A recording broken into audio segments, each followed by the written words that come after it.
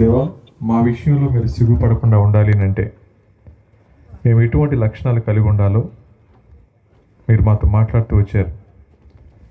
దేవా, విశ్వాసం ఆరాధిస్తుందని, విశ్వాసం నడుస్తుందన్న విషయాన్ని గత 2 దినాలుగా మాకు నేర్పిస్తూ వచ్చారు. ఈ రాత్రి చేరి వచ్చిన బిడ్డలందరినీ కూడా మీ చేతులకు అప్పగిస్తా ఉన్నాను ప్రభు. మీరు మాట్లాడే దేవుడవు, మా అంతరంగాలు సూటిగలిగినటువంటి దేవుడవు. ఏ ఒక్కరూ కూడా ప్రభు అలక్ష్యంగా ఇక్కడ కూర్చునకుండా సహాయం చేయండి.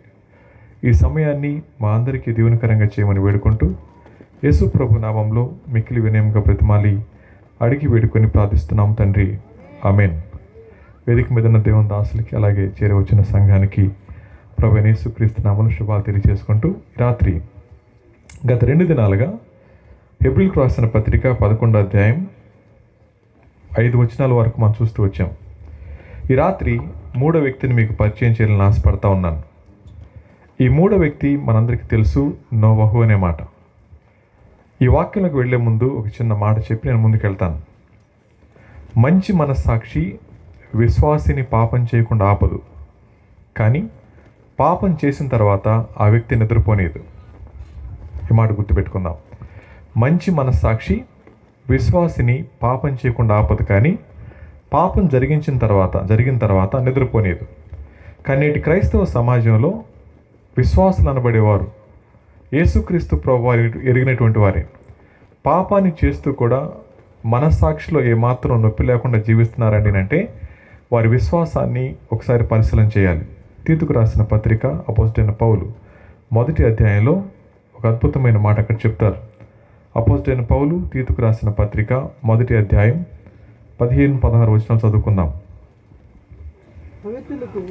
పవిత్రులకు అన్నీ పవిత్రములే, కానీ అపవిత్రులకును అవిశ్వాసులకును ఏది పవిత్రమైంది కాదు. వారి మనస్సును వారి మనస్సాక్షి అపవిత్రపరచబడినది. దేవుణ్ణి ఎరుగుదుమని వారు చెప్పుకొందురు, కానీ అసహ్యులు అవిధేయులు ప్రతి సత్కార్యం విషయంలో భ్రష్టులయుండి తమ క్రియల వలన ఆయనను ఎరగమన్నట్లున్నారు అనే మాట. నోవా మనకి నేర్పించే పాఠం ఏంటంటే విశ్వాసం పనిచేస్తుంది అన్న పాఠం నేర్పించబోతా ఉన్నారు. ఈ దినాన్న క్రైస్తవులం అని చెప్పుకునే మన జీవితాల్లో మన విశ్వాసం సరైనదైతే తప్పకుండా అది పనిచేస్తుంది. ఆ పని చేసేది దేవుని కోసం నిలబడుతుంది అన్నమాట గుర్తుపెట్టుకుందాం. ఈ తీతు పత్రికలు అంటున్నాడు ఆయన, వారి క్రియలు చెప్తా ఉన్నాయి, దేవుడు వారికి తెలియదు అని. ఈ రాత్రి ఈ ప్రశ్న వేసుకుంటే, మన జీవితాల్లో దేవుని యందు విశ్వాసం ఉంచిన తర్వాత కనబడవలసిన క్రియలు కనబడకపోతే బైబిల్ అంటా ఉంది వారు అవిశ్వాసులు, అవిధేయులు, భ్రష్టులు అనే మాట. భ్రష్టత్వానికి అప్పగించుకున్న వ్యక్తికి అన్నీ సక్రమంగానే కనపడతా ఉంటాయి. నోవా గారి దినాల్లో భ్రష్టత్వం పెట్టిరిగిపోతూ ఉంది. అలాంటి సమయంలో ఒక్క కుటుంబం క్రీస్తు కోసం నిలబడింది, దేవుని కోసం నిలబడింది. దేవుని కోసం నిలబడిన కుటుంబం తీసుకున్న నిర్ణయాలు చరిత్రని ఒక గొప్ప విపత్తు వైపు నడిపించినాయి. దేవుని యొక్క మాట విని దేవునికి లోబడేవాడు ఎటువంటి గొప్ప కార్యాలు చేస్తారో అలాంటి వ్యక్తుల పట్ల దేవుడు ఏ విధంగా పట్టింపు కలిగి ఉంటాడో మనకి నోవా కుటుంబం గురించి చెప్తా ఉంటుంది. ఈ రాత్రి నోవా యొక్క జీవితాన్ని 3గా ఆలోచించేద్దాం. మొదటిది, ఆయనకి దేవునికి ఉన్న సంబంధం, ఇది మొదటిది. రెండోది, నోవా తన కుటుంబంతో కలిగినటువంటి సంబంధం. మూడోది, నోవా తన తోటి వారి పట్ల కలిగి ఉన్న సంబంధం. ఈ 3 అంతల అనుభవాన్ని నోవా జీవితం ద్వారా మనం తెలుసుకుంటా ఉన్నప్పుడు మనం కూడా నిజమైన విశ్వాసులమైతే దేవునితో సహవాసాన్ని, సంబంధాన్ని, కుటుంబంతో సహవాసాన్ని, సంబంధాన్ని, మూడవదిగా తోటి వారి పట్ల మన బాధ్యతను, సంబంధాన్ని కలిగి జీవిస్తూ ఉంటాం. ఇప్పుడు రండి, నోవా దినాల్లో ప్రభు ఆయనతో మాట్లాడుతూ వచ్చినప్పుడు ఆదికాండం 6వ అధ్యాయం దగ్గరికి వెళ్దాం.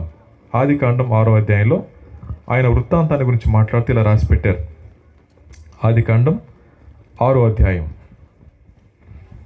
8వ వచనం చదువుకుందాం. అయితే నోవహు యెహోవా దృష్టి యందు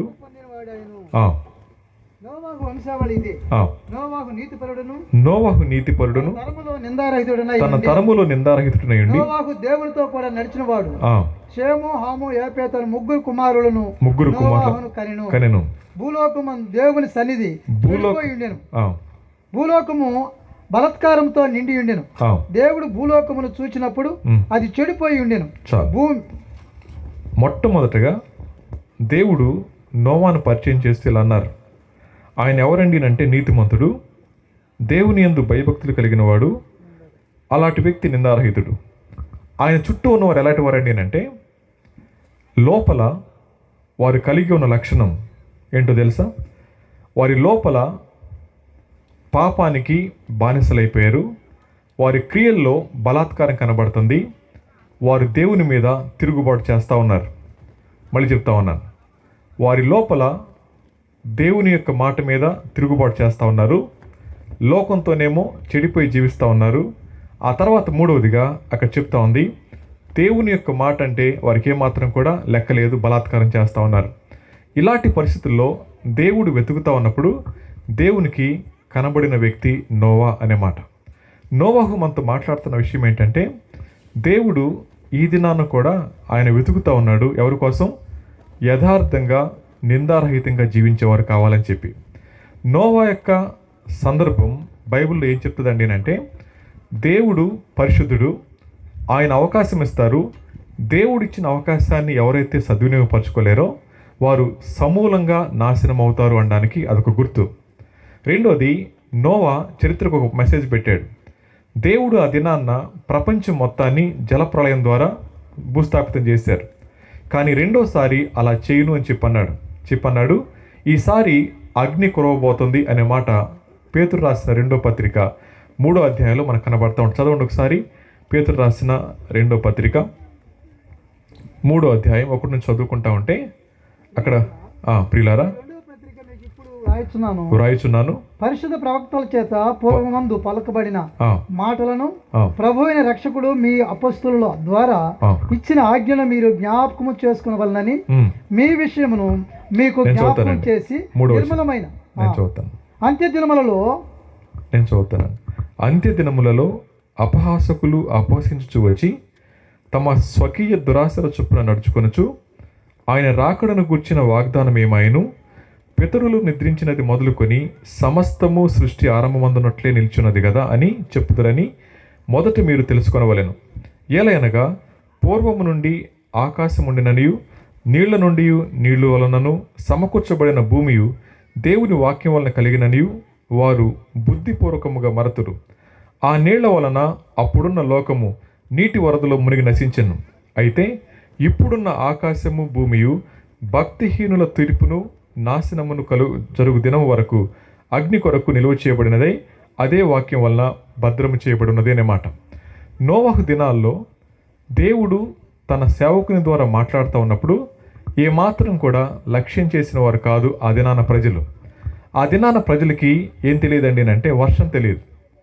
ఆ దినాన ప్రజలకి దేవుడు మాట్లాడుతూ ఉన్నా కానీ ఆ మాటలు లైట్గా తీసుకునేవారు.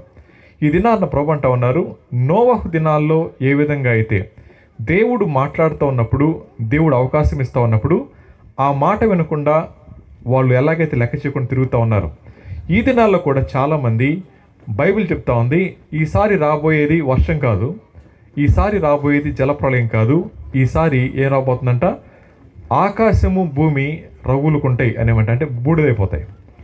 మీరు కూర్చున్న భూమి అంటా ఉంది, ఇంకెంతో కాలం మీరు నా మీద ఉండలేరు. పైన ఆకాశం అంటా ఉంది, నా ఆకారం ఎంతో కాలం ఇలా ఉండదు. కాబట్టి ఆ రెండు సాక్ష్యం చెప్తా ఉన్నాయి. ఏంటో తెలుసా, నోవహు దినాల్లో వర్షం కనపడినప్పుడు వాళ్ళు నమ్మలేదు. ఇక్కడ కూర్చున్న మనం కూడా ఏం చేస్తామండి అంటే ఆకాశం కాలిపోతుంది, భూమి లయమైపోద్ది అన్నప్పుడు మనం కూడా ఎలా అనుకుంటాం చెప్పండి? ఊరుకోండి సార్, ఎలా లయమైపోద్ది అని చెప్పి అంటుంటారు. ఏమాత్రం కూడా నమ్మడానికి అసలు బేస్ లేని విషయంలా కనబడుతూ ఉంటుంది. కానీ అక్కడ రాయబడిన మాట దేవుని వాక్యము వలన భద్రము చేయబడి ఉన్నది అనే మాట. ఈ రాత్రి ప్రియమైన వాళ్ళారా, నోవా మనతో మాట్లాడుతున్న మాట ఏంటంటే దేవుడు తనతో స్పష్టంగా చెప్పారు, నోవా నువ్వు వెళ్ళి ఒక ఓడను తయారు చేసుకో అనే మాట. ఓడను తయారు చేయమన్నప్పుడు కొలతలు ఇచ్చాడు కానీ డబ్బులు ఇచ్చాడా? నోవాకి కొలతలు ఇచ్చాడు కానీ డబ్బులు ఇచ్చాడా? మనమైతే ఏమడిగోళ్ళని చెప్పండి? ఒకవేళ గాబ్రియల్ అన్న ఈ ఊరు వాళ్ళని అమ్మ సాయంత్రం అన్నం వండండి అన్నారు అనుకోండి, 100 కేజీలు పలావ్ వేయండి, 200 కేజీలు బియ్యం వేయండి అన్నారు అనుకోండి, నెక్స్ట్ ఏం అడుగుతారు చెప్పండి? సరుకులు పంపించండి అంటారు. కానీ నోవా ఏమన్నాడో తెలుసా? దేవుడు చెప్పిన కొలత తీసుకున్నాడు, డబ్బులు ఎక్కడి నుంచి అడగలేదు. విశ్వాసాన్ని బట్టి ఆయన పనిచేయటం మొదలుపెట్టాడు. ఈ రాత్రి అనేక మంది విశ్వాసం ఉంచుతున్నామంటున్నారు, కానీ వారి క్రియల్లో ఆ విశ్వాసం కనబడని కారణం చేత ఇప్పటికీ మన జీవితాల్లో కార్యం చూడలేకపోతా ఉన్నాం. కాబట్టి ఈ రాత్రి మొదటి మాట గల చెప్తాను. విశ్వాసం 3 రకాలు. ఒకసారి రండి యాకోబు పత్రిక దగ్గరికి వద్దాం. యాకోబు పత్రిక 2వ అధ్యాయంలో ఆయన మాట్లాడుతూ 14 వచనం, నా సహోదరులారా, క్రియలు లేనప్పుడు ఎవడైనను తనకు విశ్వాసం ఉందని చెప్పినడలా ఏమి ప్రయోజనము? అట్టి విశ్వాసం అతను రక్షింపగలదా? సహోదరుడైనను సహోదరి అయినను దిగంబరులై వారికి ఆనాటికి భోజనము లేకున్నప్పుడు మీలో ఎవడైనను శరీరమునకు కావలసిన వాటిని ఇయక సమాధానంగా వెళ్ళి చలి కాచుకోండి, తృప్తి పొందుడని చెప్పినలా ఏమి ప్రయోజనము? అలాగే విశ్వాసం క్రియలు లేనిదైతే అది మృతమైంది అనే మాట. ఆ దినాన్న దేవుడు స్పష్టంగా నోవాతో మాట్లాడినప్పుడు ఆయన మనసులో దేవుని మీద ప్రగాఢమైన విశ్వాసం ఉంది. ప్రగాఢమైన విశ్వాసం ఏం చేస్తాడనంటే, దేవుడు ఏమై ఉన్నాడో, ఆయన ఏం చేయగలడో, ఆయన ఎలా సహాయం చేస్తాడో స్పష్టంగా ఎరుగుంటుంది.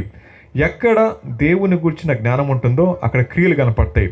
ఎక్కడ దేవుని గురించిన జ్ఞానం ఉండదో ఆ వ్యక్తులు వింటారు కానీ క్రియలు చూపించలేకపోతూ ఉంటారు. ఈ దినాన్న క్రైస్తవ సమాజం యొక్క సమస్య ఏంటంటే, దేవుడు ఏమై ఉన్నాడో అనే విషయం దగ్గర సరి అయిన నమ్మిక లేని కారణం చేత వాక్యానికి తగిన జీవితాన్ని చూపించలేకపోతా ఉన్నారు. బైబిల్ చెప్తా ఉంది, క్రియలు లేని విశ్వాసము మృతమైంది అనే మాట. యేసయ్య దేవుడు అని తెలుసు, కానీ ఆయన్ని దేవునిగా స్వీకరించకుండా కేవలం మతాన్ని అవలంబించేవారుగా వెంటబడతా ఉన్నప్పుడు మన విశ్వాసాన్ని బైబిల్ అంటా ఉంది మృతము అని మాట్లాడుతూ ఉంది. మృత విశ్వాసానికి జ్ఞానం ఉంటుంది, కానీ మృత విశ్వాసం పనిచేయదు అనే మాట. నోవా విశ్వాసం ఎలాంటిదండి అంటే క్రియాత్మకమైంది. కాబట్టి అతనికి దేవుడు ఎవరో తెలుసు, దేవుడు మాట వినకపోతే ఏం జరుగుతుందో తెలుసు. కాబట్టి ఆయన క్రియల ద్వారా ఓడకట్టడం మొదలుపెట్టాడు. ఇది మొదటి మాట. రెండోది మృత విశ్వాసం తర్వాత చెప్తూ అంటున్నాడు ఆయన 18వ వచనంలో, అయితే ఒకడు నీకు విశ్వాసం ఉన్నది, నాకు క్రియలు ఉన్నవి, క్రియలు లేకుండా నీ విశ్వాసం నాకు కనపరచుము, నేను నా క్రియల చేత ఆ విశ్వాసం నీ కనపరచుదని చెప్పాను. దేవుడు ఒక్కడే అని నీవు నమ్ముచున్నావు, అలాగు నమ్ముట మంచిదే, దెయ్యములు కూడా నమ్మి వణుకుతున్నాయి. రెండో మాట. దెయ్యాల విశ్వాసం ఏంటండి అంటే గజగజ ఉణిగిపోతూ ఉంటాయి. మీరు గమనించండి, దెయ్యాల విశ్వాసానికి జ్ఞానం ఉంటుంది, దెయ్యాల విశ్వాసానికి భావోద్రేకాలు ఉంటాయి. దెయ్యాల విశ్వాసం కలిగిన వారు దేవుని కోసం బతకలేరు, దేవుని పని చేయలేరు. జాగ్రత్త, దేవుని గురించిన జ్ఞానం విశ్వాసానికి గుర్తు కాదు, దేవుని గురించిన భావోద్రేకాలు మన విశ్వాసానికి గుర్తు కాదు. కానీ ఎవరైతే దేవుని గురించిన జ్ఞానాన్ని కలిగి భావోద్రేకాలు కలిగి ఆ భావోద్రేకాల ప్రకారం జీవిస్తారో వారు మాత్రమే నిజమైన విశ్వాసులు. నోవా అంటా ఉన్నాడు, చుట్టూ ప్రపంచం పాడైపోయింది, ఒక్కడు మంచాడు లేడని బైబిల్ చెప్తా ఉంది. అలాంటి వారి మధ్య ఎన్నడూ చూడని ఒక విషయాన్ని ఆయన జరిగిస్తూ ఉన్నాడు. ఏంటి ఆ విషయం చెప్పండి? ఓడను సిద్ధపరుస్తూ ఉన్నాడు.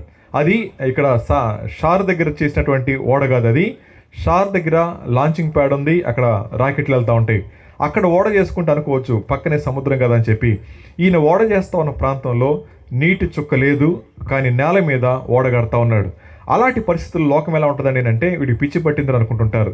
చాలామంది అనుకుంటారు ఈ పాస్టర్లకు పని పాటలేదు, గమ్మును కూర్చోకుండా మీటింగ్స్ ఎందుకు, డబ్బులు ఎక్కువైపోయి ఉంటాయి అని చెప్పి అనుకుంటూ ఉంటారు. గుర్తుపెట్టుకోండి, నిజమైన విశ్వాసం ఎప్పుడు కూడా క్రియలు చూపిస్తుంది.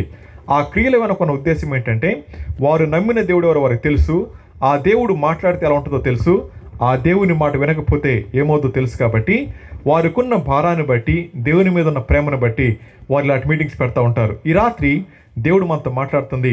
నోవా యొక్క విశ్వాసంలో దేవుడు ఎవరో తెలుసు, రెండోది దేవుడు ఏ విధంగా పనిచేస్తాడో తెలుసు, మూడవదిగా దేవుని మాట వినకపోతే వచ్చే నష్టం ఏంటో తెలుసు. కాబట్టి ఆయన విన్నాడు, వినిన తర్వాత ఏం చేశాడు, చెక్కలు కోసుకొచ్చారు. 120 సంవత్సరాల పాటు అక్కడ ఓడ కొట్టడం జరిగింది. ఈ రాత్రి నా మొదటి మాట ఏంటంటే దేవుని యందు విశ్వాసం ఉంచిన వాడు జాగ్రత్త గుర్తుపెట్టుకోండి, క్రియల ద్వారా చూపించాల్సిందే. విశ్వాసం అనేది క్రియలు కనుక కనబడకపోతే అది మృత విశ్వాసమై ఉండాలి, లేకపోతే దెయ్యాల విశ్వాసమై ఉండాలి. చాలామంది వాక్యం తర్వాత గట్టిగా ఏడుస్తారు. ఏడ్చినప్పుడు అది పశ్చాత్తాపమే కాదు, ఇక్కడ వరకు ఏడుస్తారు, ఇంటికి వెళ్ళి మళ్ళీ అందరిని ఏడిపిస్తూనే ఉంటారు. బైబిల్ చెప్తా ఉంది, ఏడవటం అనేది మన విశ్వాసానికి గుర్తు కాదు. ఎక్కడ వాక్యం వింటామో ఆ వాక్యానికి తగ్గ జీవితాన్ని లోకంలో చూపిస్తూ ఉన్నప్పుడు ఆ వ్యక్తిని నిజమైన విశ్వాసి అని చెప్పంటారు. కానీ మనం ఏమనుకుంటాం చెప్పండి, వాక్యం చెప్పగానే బాగా ఏడిస్తే, బాగా వాక్యం చేత గుచ్చబడ్డారేమో అనుకుంటాం. అదేం కాదు, అలవాటు వాళ్ళకి ఏడవటం అంతే. గుర్తుపెట్టుకోండి, యథార్థంగా వాక్యానికి స్పందించేవాడు క్రియల్లో చూపిస్తూ ఉంటాడు. ఇన్ని సంవత్సరాలుగా పరిచర్య చేస్తూ ఉన్నాం, ఇన్ని సంవత్సరాలుగా వాక్యం వింటున్నాం, కానీ ఏనాడైనా ఆకాశం కాలిపోద్ది, భూమి లయమైపోద్ది అన్న విషయాన్ని ఆలోచించామా? ఆలోచిస్తే ప్రతి అడుగు కూడా భయంతోనే వేస్తాం. డేవిడ్ బ్రెయినార్డ్ అని ఆయన చిన్నతనంలో చచ్చిపోయాడు, 29 years చచ్చిపోయాడు. ఆయన ఎలా జీవించేవాడండి అంటే, గుర్రం మీద వెళ్తా ఉన్నప్పుడు ఒక చిన్న తలంపు వచ్చేదంట, చెడ్డ తలంపు రాగానే అది మిట్ట మధ్యాహ్నమైనా చిమ్మ చీకటైనా గుర్రాన్ని అక్కడ ఆపేసి నేల మీద మోకాళ్ళు వేసి ప్రార్థన చేసేవాడు. ఏమని తెలుసా? ప్రభా, ఒకవేళ ఈ తలంపుతోనే నేను ఇంటి దాకా వెళ్తే, ఆ సమయానికి నేను పోయినా, ఈ లోపల నువ్వు వచ్చినా, నా లోపల ఇంకా పాపాలు నిల్చుంటుంది, కాబట్టి ఉన్న పాటున నీ పాదాల మీద పడుతున్నాను ప్రభు అని చెప్పి ఆ ఉన్న చోటని మోకరించి ప్రార్థించేవాడంట ఆయన. కారణం ఏంటంటే ఆయన దేవుడు ఎవరో ఆయనకు తెలుసు కాబట్టి అన్నమాట. ఈ రాత్రి ఇక్కడ కూర్చున్న మనందరి జీవితాల్లో దేవుడెవరో అర్థమైతే పాపాన్ని మోసుకుంటూ పోలేం. దేవుడెవరో అర్థమైతే ఆయన మాటని విని లెక్క చేయకుండా ఉండలేం. దేవుడెవరో అర్థమైతే ఆయన మాట్లాడిన తర్వాత కూడా మార్పు లేకుండా జీవించలేం. ఆ దినాల్లో ఎలా ఉన్నారు ఒకసారి చదువుదాం, చూడండి. మత్తయి సువార్త 24వ అధ్యాయం. ఇలాంటి ప్రజల మధ్య నివసించడం సాధ్యమేనా అంటే చదువుదాం ఒకసారి. మత్తయి సువార్త 24వ అధ్యాయంలో మనందరికీ తెలుసు, 37 వచ్చి నేను చదువుతాను. నోవహు దినములు ఎలాగుండెనో మనుష్య కుమారుని రాకడ యందు అలాగే ఉండును అని యేసు ప్రభు చెప్తా ఉన్నారు. యేసు ప్రభు మానవుడు ఈ లోకానికి వచ్చిన తర్వాత రాబోయే భవిష్యత్తు గురించి మాట్లాడుతూ ఆయన ఉపయోగించిన పదం నోవా అనే మాట. సో నోవహు దినములు ఎలాగున్నాయో అలాగే మనుష్య కుమార్ దినాల్లో జరుగునని చెప్పాను. తర్వాత ఏమన్నాడు? జలప్రళయమునకు ముందటి దినములలో నోవహు ఓడలోనికి వెళ్ళిన దినము వరకు వారు తినుచు త్రాగుచు పెండ్లి చేసుకొనొచ్చు పెండ్లికిచ్చుచూ ఉండిరి. జలప్రళయం వచ్చి అందరినీ కొట్టుకుని వరకు ఎరుగకపోయిరి. అలాగునని మనుష్య కుమారుని రాకడ ఉండును. ఆ కాలములో 2 పొలములో ఉందురు, ఒకడు తీసుకొని పోబడును, ఒకడు విడిచిపెట్టబడును. 2 స్త్రీలు తిరగటి విసురుచుందురు, ఒకటి తీసుకొని పోబడును, ఒకటి విడిచిపెట్టబడును. కావున ఏ దినమున మీ ప్రభువు వచ్చునో మీకు తెలియదు కనుక మెలకుగా ఉండుడి అనే మాట. ఈ మాట మనం వింటా ఉన్నప్పుడు తిరగలు ఎవరు విసురుతున్నారు సార్, మిక్సీ వచ్చింది అనవాకండి. అర్థమవుతుంది కదమ్మా. పొలాల్లో ఎవరు పని చేస్తున్నారు సార్, ట్రాక్టర్లు వచ్చింది అనకండి. ఈ మాటకు అర్థం ఏంటండి అంటే, ఈరోజు మనకి రాత్రి, అమెరికాలో పగలు. అర్థమవుతున్నామా? పొలం పని ఎప్పుడు చేసుకుంటారు? పగలు చేస్తాం. ఇప్పుడు మనం చేయలేం కదా. ఇప్పుడు పగలు అక్కడ, ఇక్కడ మనకు రాత్రి. తిరగలు ఎప్పుడు విసురుతారు? రేపు పొద్దున గారెలు వేసుకోవాలంటే ఈ రోజున పప్పు వేసుకుంటారు కదా. ఆయన చెప్పిన మాట ఏంటంటే, ప్రపంచమంతా ఒకేసారి లయమవుతుంది అంటానికి సాదృశ్యం అది. అర్థమవుతుంది కదా. అర్థమైందా మీ మాట? ఎందుకు యేసుప్రభు వారు ఆ సాదృశ్యం చెప్పారని అంటే, ప్రపంచం మొత్తం ఒకేలా లేదు. ఒక పక్క సూర్యుడు ఉన్నాడు, ఇప్పుడు ఒక పక్క చంద్రుడు ఉన్నాడు. ఏకకాలంలో రెండు చోట్ల కూడా ప్రపంచం లయమైపోబోతుంది అన్న విషయాన్ని చెప్తూ అంటున్నాడు ఆయన. ఆయన రాకడ దినం అలా ఉండబోతుందని చెప్పి అన్నారు. తర్వాత ఏమంటాడండి అంటే, అక్కడ రాయబడిన మాట, వాళ్ళు తింటున్నారు, తాగుతున్నారు, పెళ్లి చేసుకుంటున్నారు, పెళ్లికి ఇస్తున్నారు అన్నమాట. ఈ మాటలు మనం వింటున్నప్పుడు పెళ్లి చేసుకోవద్దని కాదు, తినొద్దని కాదు. మానవుని యొక్క దృష్టి దేవుని మీద కంటే శరీరం మీద, దేవుని మీద కంటే సుఖం మీదకి వెళ్ళిపోయినప్పుడు ఆ వ్యక్తి వాక్యాన్ని వినడం అనేది సాధ్యపడే విషయం కాదు. ప్రియమైన వారలారా, దేవుడు మనతో మాట్లాడుతూ ఉంది. ఎక్కడ మానవుని యొక్క మనసు సౌఖ్యం కోసం ఆలోచిస్తూ ఉందో, ఎక్కడ మానవుని యొక్క మనసు ఈ లోకంలో వదిలిపెట్టే వాటి మీదకి వెళ్ళిపోతా ఉందో గుర్తుపెట్టుకోండి, దేవుని రాకడ సమీపంగా ఉందన్నమాట. ఆ మాట మాట్లాడుతూ ఉన్నప్పుడు వాళ్ళు అన్నారు, అయ్యా నోవా, మాకు తెలియదేంటి, చిన్నప్పుడు నుంచి చూస్తూనే ఉన్నాం, నువ్వు అలాగే ఉన్నావు, మేము అలాగే ఉన్నాం, కాబట్టి దేవుని రాకడ ఏది అని చెప్పంటా ఉన్నారు. ఒకవేళ ఈ గ్రామంలో అనేక సంవత్సరాలుగా గ్రామంలో పరిచయం జరుగుతూ ఉంది, ఇలాంటి మీటింగ్స్ పెడతా ఉన్నారు. మన పూర్వీకులు మన కళ్ళ ముందు చచ్చిపోయారు భక్తి చేసుకొని. వాళ్ళు అన్నారు, మా తాత కూడా ప్రార్థన చేశాడు సార్, మరి రాకడ రాలేదు కదా, మేము కూడా చేసుకుంటున్నాం, ఆయన వచ్చిన తర్వాత చూసుకుందాం అనుకుంటున్నారు. గుర్తుపెట్టుకోండి, ఆయన దొంగ వల్లే వచ్చును అంటే ఏ సమయాన్న ఆయన రాకడ రాబోతుందో తెలియదు.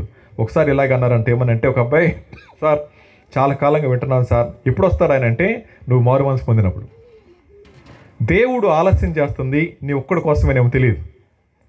ఎవరైతే ఎప్పటికీ దేవునికి స్థానమే లేదో వారి రాకడ, వారి యొక్క మారు మనసు కోసం ఎదురు చూస్తూ ఉన్నాడు. ఒకవేళ ఈ రాత్రి ఆయన రావడానికి ఆలస్యం ఎందుకో తెలుసా? మన సిద్ధపాట్లేదు కాబట్టి. ఈ కూడికల ద్వారా ప్రభు మనతో మాట్లాడుతూ ఉంది, నీ ఒక్కడి కోసమే నేను ఆగుతున్నాను, జాగ్రత్త అనే మాట. ఇప్పుడు మీరేమనుకుంటారు, అమ్మయ్య ఒక క్లూ దొరికింది సార్, నేను మారు మనసు పొందపోతే రాడుగా అనేగా చాలామంది అనుకుంటారు. గుర్తుపెట్టుకోండి, బైబిల్ చెప్తా ఉంది, సర్వలోకానికి వెళ్ళి సువార్త ప్రకటించాలి. ప్రకటించిన తర్వాత నమ్మిన వారిని శిష్యులుగా చేయాలి. ప్రకటిస్తూ ఉన్నాం, నమ్మకపోతే ఆయన ఎవరిని బలవంతం చేయడు. వాక్యం వినిన తర్వాత వాక్యానికి లోబడకపోతే నష్టపోయేది మనమే. ఒకసారి ఒరిస్సా ప్రాంతానికి వెళ్ళినప్పుడు ఒక చిన్న గ్రామానికి వెళ్ళాం, అది లోయల్లో ఉంటుంది. సో వెళ్ళిన తర్వాత అక్కడ ఒక అబ్బాయిని అడిగాను, బాబు ఇక్కడ క్రైస్తవ్యానికి ఏమైనా ఇబ్బంది ఉందంటే అందరూ చెప్పిన ఒకే మాట, సార్ పలానా గ్రామంలో ఒకడు ఉన్నాడు సార్, వాడు చచ్చిపోతే తప్ప మనం స్వేచ్ఛగా వాక్యం చెప్పుకోలేం సార్ అన్నాడు. ఏ బాబు అన్నాను. వాడు చాలామందిని పీకలకు వచ్చి చంపేశాడు సార్. ఈ చర్చ్ ఉంది కదా, ఈ చర్చ్ కట్టుకున్నప్పుడు చర్చి స్టార్ట్ చేసిన మొదటి రోజునే మమ్మల్ని గన్నులు పెట్టి తరిమేసాడు సార్. ఎప్పుడు కూడా చర్చి దగ్గరికి వెళ్ళి మనం ఆరాధన చేసుకోలేకపోతున్నాం, వాడు ఒక్కడంటే భయపడిపోతాం సార్ అన్నారు. ఏ ఊర్లో ఉంటాడు? పలానా ఊర్లో ఉంటాడు. సరే నేను ఇంకొక అన్న కలిసి బండి వేసుకుని పోయాం, నడుచుకుంటాను పోయాం. వెళ్ళిన తర్వాత పలానా వాడు ఎక్కడున్నాడని చెప్పి అడిగిన తర్వాత ఆ ఊర్లో ఒక అబ్బాయిని, సార్ పొలంలో ఉన్నాడు సార్ అని చెప్పి అన్నారు. పిలిచాం. వాడు తీరా చూస్తే నా నడుందాకు వచ్చాడు, అంతే. ఎంత ఉన్నాడు వాడు? కానీ పట్టుకుంటే నేను తాడి చెట్టు పట్టుకున్నట్టు నడుంటుని, అంత బలంగా ఉన్నాడు వాడు. వచ్చాడు, షర్ట్ లేదు, వచ్చాడు. ఏంటి సార్ అన్నాడు. అంటే వాళ్ళ భాషలో చెప్తే ట్రాన్స్లేట్ చేస్తున్నారు. కూర్చో మాట్లాడదాం అన్నాను. కూర్చున్నాడు. కూర్చున్న తర్వాత సువార్త చెప్పడం మొదలుపెట్టాం. మొత్తం విన్నాడు. ఈయనన్నాడు, సార్ లెగండి అన్నాడు అనమాట. చెప్పరా అన్నాం. మీ సిద్ధాంతాలు వేరు, నా సిద్ధాంతం వేరు. మీరు చెప్పగానే నమ్మడానికి అంత తెలివి తక్కువని కాదు, లేచి వెళ్ళిపోండి అన్నాడు. ఓకే నీ ఇష్టం, అది వెళ్ళిపోతున్నామని చెప్పన్నాం. ఆ తర్వాత 1 మంత్కి మరలా వెళ్ళాం, మళ్ళీ పిలిచాం. మళ్ళీ ఎందుకు పిలిచారని చెప్పి వచ్చాడు. ఈసారి అన్నం తింటున్నాం, కూర్చోరా అన్నాం. కూర్చున్నాడు. నా పళ్ళెంలో ఇంత అన్నం తీసాడు, పళ్ళెంలో వేసాను, తినమన్నాం. వాడు ఆలోచన మారింది, చూడటం మారిపోయింది. చూడటం మారిపోయిన తర్వాత కాసేపటికి అన్నాడు, అయిపోయిన తర్వాత, సార్ నేను యేసు ప్రభుని నమ్ముకోవచ్చు అన్నాడు. ఎందుకురా అన్నాం. సార్ నేను 8 మందిని పీకలు కోసి చంపేశాను, వారిలో మా అన్న కొడుకు కూడా ఉన్నాడు. నా మాట వినని కారణం చేత ఈ పక్కన కూర్చున్నాడు కుర్రాడు, వాడిని పిలిపించి ఈడే తీసుకొచ్చాడు సార్. వాడిని తీసుకొచ్చిన తర్వాత వాడు పారిపోతా ఉంటే కింద పడేసి చేతులు వెనక్కి కట్టేసి తలకాయ పైకి పట్టుకుని జుట్టుతో పేక్ వస్తుంటే వాడు దండం పెట్టాడు, సార్ అన్నయ్య నన్ను చంపొద్దురని చెప్పి. కానీ నా మాట వినని కారణం చేత పేక్ కోసి అది లవ్లో పడేసింది సార్ అన్నాడు. ఆ తర్వాత వాడిని అరెస్ట్ చేయడానికి 62 మంది పోలీసులు వెళ్ళారు ఆ గ్రామానికి. రాత్రి పడుకుని ఉన్నాడు, వాడిని తీసుకెళ్లారు, జైల్లో వేశారు. తర్వాత పనిష్మెంట్ ఇచ్చారు, కొంతకాలం జైలు తర్వాత రిలీజ్ చేశారు. అది ఆడ కండిషన్. ఇప్పుడు ఆ తర్వాత వాడు ఏమన్నాడు నేనంటే, సార్ ఏ రోజైతే చేత్తో కత్తి పట్టుకున్నాను ఆ రోజు నుంచి నా మనసు లోపల భయం ఉంది సార్.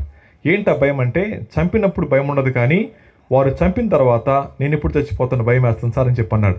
సో ఇప్పుడు నేను చెప్పేదానికి యేసుప్రభు నమ్ముకోవడానికి సంబంధం ఏంట్రా అన్నాను. వాడు అన్నాడు, సార్ ఎవరైతే యేసుప్రభు నందు విశ్వాసం ఉంచి పాపాలు విడిచిపెడతారో వారు మరణం నుంచి ఏదో దాడతారని చెప్పారు కదా సార్ అన్నాడు. అది బైబిల్లో ఉందని చెప్పి అన్నాను. సార్ ఆ మాట వినిన తర్వాత నా మరణం భయం దగ్గర ధైర్యం వచ్చిందండి అన్నాడు. సరే ఏం చేస్తావంటే, నేను నమ్ముకుంటాను సార్ అన్నాడు. ఆడు చెప్పిన మాట. సరే పద సువార్తకి వెళ్దామని చెప్పి తీసుకెళ్ళాం. సో వెళ్ళిన తర్వాత ఒక చిన్న గ్రామానికి వెళ్ళాం, 20 ఇళ్ళు ఉంటాయి.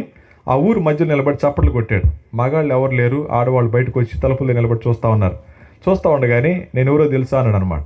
వాళ్ళని తెలుసు అన్నాడు. నేను కదా ఆడు అనిన తర్వాత, నేను యేసు ప్రభుని నమ్ముకున్నా, మీరు కూడా నమ్ముకోండి అన్నాడు. వాళ్ళు అలాగే తలక ఊపారు.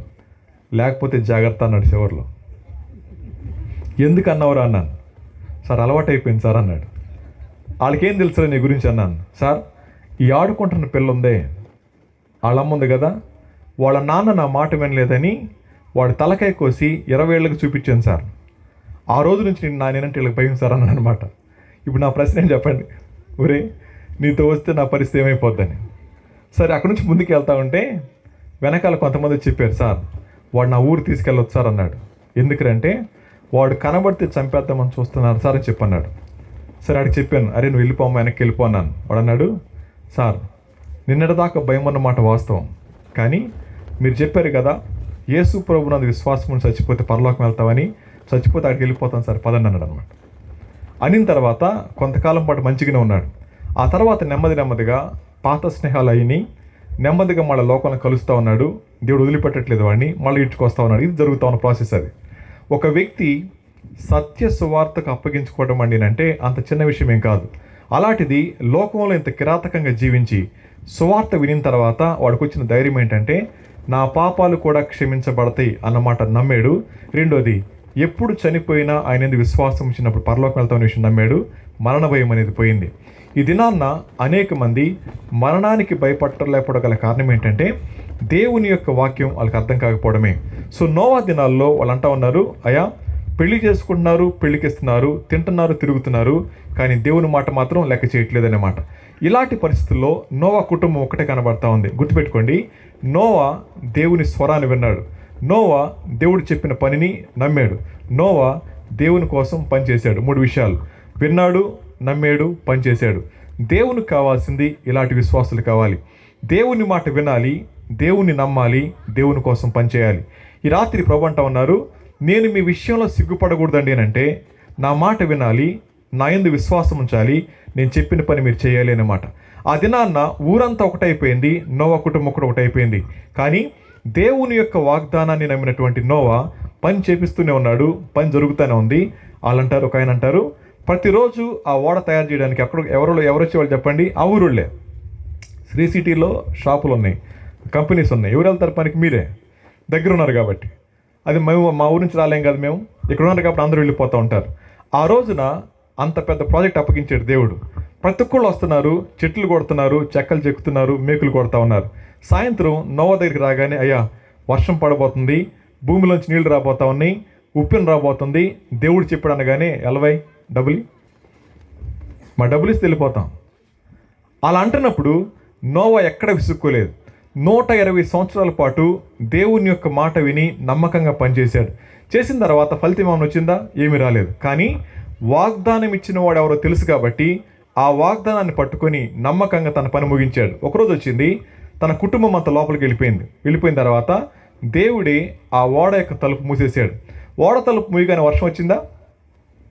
వర్షం ఎన్ని రోజులకు వచ్చింది? వర్షం 7 రోజులకు వచ్చింది. నోవా ఓడలో ఉన్నాడు, తలుపు మూయబడింది. బయట వాళ్ళు ఏమనుకుంటారు చెప్పండి?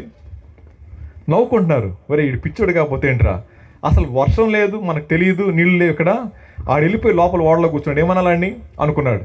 దేవుడు తలుపు మూసిన తర్వాత కూడా 7 రోజులు సమయం ఇచ్చాడు. ఆ 7 రోజుల సమయంలో వాళ్ళు దేనికి ఉపయోగించుకున్నారంటే ఎగదాలు చేయడానికి ఉపయోగించుకున్నారు. ఆ 7వ రోజు అయిపోయిన తర్వాత నెమ్మదిగా మబ్బు పట్టడం మొదలుపెట్టింది, చినుకులు రావడం మొదలుపెట్టినాయి, భూమి లోపల నుంచి జల రావడం మొదలుపెట్టింది, మట్టం పెరుగుతూ ఉంది, నీళ్లు ఓడ లేవడానికి సిద్ధపడతా ఉంది. అప్పుడు వెళ్ళి తలుపు కొడుతున్నారు, నోవా చెక్క మోసింది నేనే, మేకులు కొట్టింది నేనే, మోసుకొచ్చింది నేనంటే తలుపు తీరు. ఒకే ఒక మార్గం, యేసు ప్రభు తప్ప మోక్షానికి ఇంకా మార్గమే లేదు. ఎవరైనా సరే యేసుక్రీస్తు ప్రభునందు విశ్వాసం ఉంచడం ద్వారా తప్ప పరలోకానికి వెళ్ళమని సాధ్యపడే విషయం కాదు. జాగ్రత్త, నవ్వుతున్నారని చెప్పి పని ఆపలేదు, పని చేయట్లేదు కదా అని చెప్పి తన నిర్ణయాన్ని మార్చుకోలేదు. కానీ నోవా స్థిరంగా నిలబడ్డాడు. ఇప్పుడు చూడండి, దేవుడు నోవాతో మాట్లాడాడు. దేవుడు ఎవరో నోవాకు తెలుసు కాబట్టి తను రెండో చేసిన పని తెలుసా అండి? తన కుటుంబానికి ఆయన పరిచయం చేయడం మొదలుపెట్టాడు. ఎవరైతే దేవుని యొక్క స్వరాన్ని విని ఆయనతో సంబంధం పెట్టుకుంటారో వారు చేయాల్సిన రెండో పని కుటుంబాన్ని జాగ్రత్తగా కాపాడుకోవాలి. ఈ రాత్రి ఇక్కడ కూర్చుని మీ ఏదైనా ప్రశ్న అడుగుతాను. మీ ఇంట్లో చివరిగా పడుకునేది ఎవరు రాత్రిపూట? మీరా, మీ ఆయన? ఆడవాళ్ళ, మగవాళ్ళ లాస్ట్ పడుకునేది? అంతే కదమ్మా. ఏం చేసి పడుకుంటారు? పనులన్నీ చక్కబెట్టుకొని వాళ్ళందరూ తిని పడుకున్న తర్వాత ఊడ్చుకొని అంటులు కడుక్కొని రేపు పొద్దున్న టిఫిన్కి రెడీ చేసుకొని అప్పుడు బోల్ట్ పెడతారు కదా. బోల్ట్ పెట్టిన తర్వాత ఒకసారి వెనక్కి చూడండి. పడుకున్న భర్త, పడుకున్న పిల్లలు, పడుకున్న అమ్మ నాన్న అత్తమామలు ఈ రాత్రి ప్రభు రాకడ వస్తే ఎంతమంది పరలోకానికి పోతారు చెప్పండి? మీ ఇంట్లో ఈ రాత్రి రాకడ వస్తే ఎంతమంది వెళ్తారు? ఆ మాట మనం వినగానే ఒకవేళ బోల్ట్ పెట్టి నువ్వు ఒక్కదానివే పరలోకానికి వెళ్తే ఇప్పుడు దాకా నువ్వు ఎవరి కోసం పరిచయం చేసావు? నరకానికి వెళ్ళే వాళ్ళకి వంట చేసి పెడుతున్నావు, నరకానికి వెళ్ళే వాళ్ళ కోసం కష్టపడి పని చేస్తూ ఉన్నావు. చేయొద్దనట్లేదు నేను, కానీ దానికంటే ప్రాముఖ్యమైనది దేవుని కోసం నిలబడిన వాళ్ళు తప్పకుండా కన్నీటి ప్రార్థన చేస్తారు. ఆడవాళ్ళకు గొప్ప లక్షణం అని తెలుసా అండి? రాత్రి పడుకోబోయే ముందు నీ భర్త పాదాల దగ్గరికి వెళ్ళి, ప్రభా వీడు చస్తే పరలోకానికి పోతాడయ్యా, వీడు మారు మనసు పొందాలి, ప్రార్థన చేయండి. ఆ పక్కకి వెళ్ళి పిల్లల కాళ్ళ దగ్గర పట్టుకోండి, ప్రభా నా బిడ్డలు మారు మనసు పొందకపోతే నరకానికి వెళ్తారయ్యా అని చెప్పి మీకు తెలిసిన మాటలతో హృదయపూర్తిగా ప్రభు దగ్గర ప్రార్థన చేస్తే తప్పకుండా ఇక్కడ చూడకపోయిన పరలోకంలో చూస్తారు. దేవుడు ఎన్నడూ కూడా మన ప్రయాసను వ్యర్థపరిచే దేవుడు కాదు. ఆయన మన పని మనం యథార్థంగా చేస్తూ ఉన్నప్పుడు తప్పకుండా మన కుటుంబాన్ని పరలోకంలో చూస్తాం. ఒకవేళ ఎవరైనా సరే నాకెందుకమ్మా నేను భక్తి చేసుకున్నాను అనుకున్నారు అనుకోండి, ఒకనొక రోజున నరకంలో ఏమంటారో తెలుసా అండి, మీ భర్త ఇలా అంటాడు, ఏమే ఆ రోజున ప్రమాణం చేసి చెప్పావు, కరువైన వ్యాధైన బాధ అయిన నీతో ఉంటానని చెప్పన్నావు కదా, ఎందుకు చెప్పాలి నాకు ఏసై గురించి? తర్వాత పిల్లలు అంటారు, మమ్మీ నువ్వే కదా కంది, నువ్వే కదా పాలిచ్చి పెంచింది, ఎందుకు ఏసై గురించి పరిచయం చేయాలా? అప్పుడు ఏమంటావంటే, నా మాట వినలేదు కదా నువ్వు, నా మాట వింటే బాగుండేది కదా, అమ్మ వినకుండా తిరుగుబాటు చేస్తావు కదరా, నాకు అందుకే భయం వేసి చెప్పలేదన్నాం అనుకోండి. అమ్మ తిరుగుబాటు చేస్తే కాసేపు కోపం వచ్చేదేమో, అంతేకాని ఈ రోజున నరకానికి వెళ్ళేవాడిని కాదు కదమ్మ అంటే ఏమని సమాధానం చెప్తాం? ఇప్పుడు నా ప్రశ్న, పాలిచ్చి పెంచినటువంటి మీ పిల్లలు సచ్చి నరకానికి పోతే క్షమమేనా? ఎవరి కోసం అయితే ఉదయం నుంచి రాత్రి దాకా పనిచేస్తూ ఉన్నారో ఆ వ్యక్తి నరకానికి వెళ్ళిపోయిన తర్వాత అలాగే ఉంటే మంచిదేనా? గుర్తుపెట్టుకోండి, యథార్థంగా మారు మనసు పొందినవాడు దేవుని యొక్క స్వరాన్ని విని మొట్టమొదట పరిచర్య చేయాల్సిన స్థలం కుటుంబమే. ఆ కుటుంబంలో ఎవరైతే ఆ బాధ్యత లేకుండా జీవిస్తూ ఉంటారో, నోవా అంటా ఉన్నాడు, నేను నా ఇంటి వారు మాత్రమే రక్షించబడ్డాం అన్నప్పుడు 3 కుమారులు. పిల్లలు మాట వింటారు అసలు? కానీ 3 మగపిల్లలు మాట విన్నారు. మాట వినడం మాత్రమే కాదు, దేవుని మహాకృపను బట్టి 3 విశ్వాసులైన భార్యలు వచ్చారు. ఆ 6 ప్లస్ 2 కలిసి మొత్తం 8 మంది ఓడకి వెళ్ళిపోతూ ఉన్నారు. నా ప్రశ్న, నోవా ఈ రాత్రి మన ద్వారా మనకి మాట్లాడుతూ ఉంది, నేను నా కుటుంబం ప్రభు దగ్గర ఉన్నాం, నీవు నీ కుటుంబం పరిస్థితి ఏంటి అన్నప్పుడు, యథార్థంగా మారు మనసు పొందిన వ్యక్తి తన కుటుంబాన్ని చక్కబరుచుకునే క్రమంలో భాగంగా 3 లక్షణాలు కలిగి ఉండాలి. మొదటగా చూడండి, ఒకసారి చదువుదాం. ఎఫెసీలకు రాసిన పత్రిక 4వ అధ్యాయం మొదటి వచ్చి చదువుకుందాం. ఎఫెసీలకు రాసిన పత్రిక 4:1 చదువుకుందాం. కాబట్టి మీరు సమాధానమును బంధము చేత ఆత్మ కలిగించు ఐక్యతను కాపాడుకుంటే ఎందు శ్రద్ధ కలిగిన వారై. చాలు. మొట్టమొదటి మాట, నోవా తన కుటుంబంలో ఏం కలిగి ఉన్నాడని అంటే, భార్యాభర్తల మధ్య ఐక్యత ఉంది. భార్యాభర్తల మధ్య ఐక్యత ఎప్పుడు వస్తుందో తెలుసా అండి? ఇరువురు కూడా మారు మనసు పొందినట్లయితేనే. నా మాట అర్థమైందా?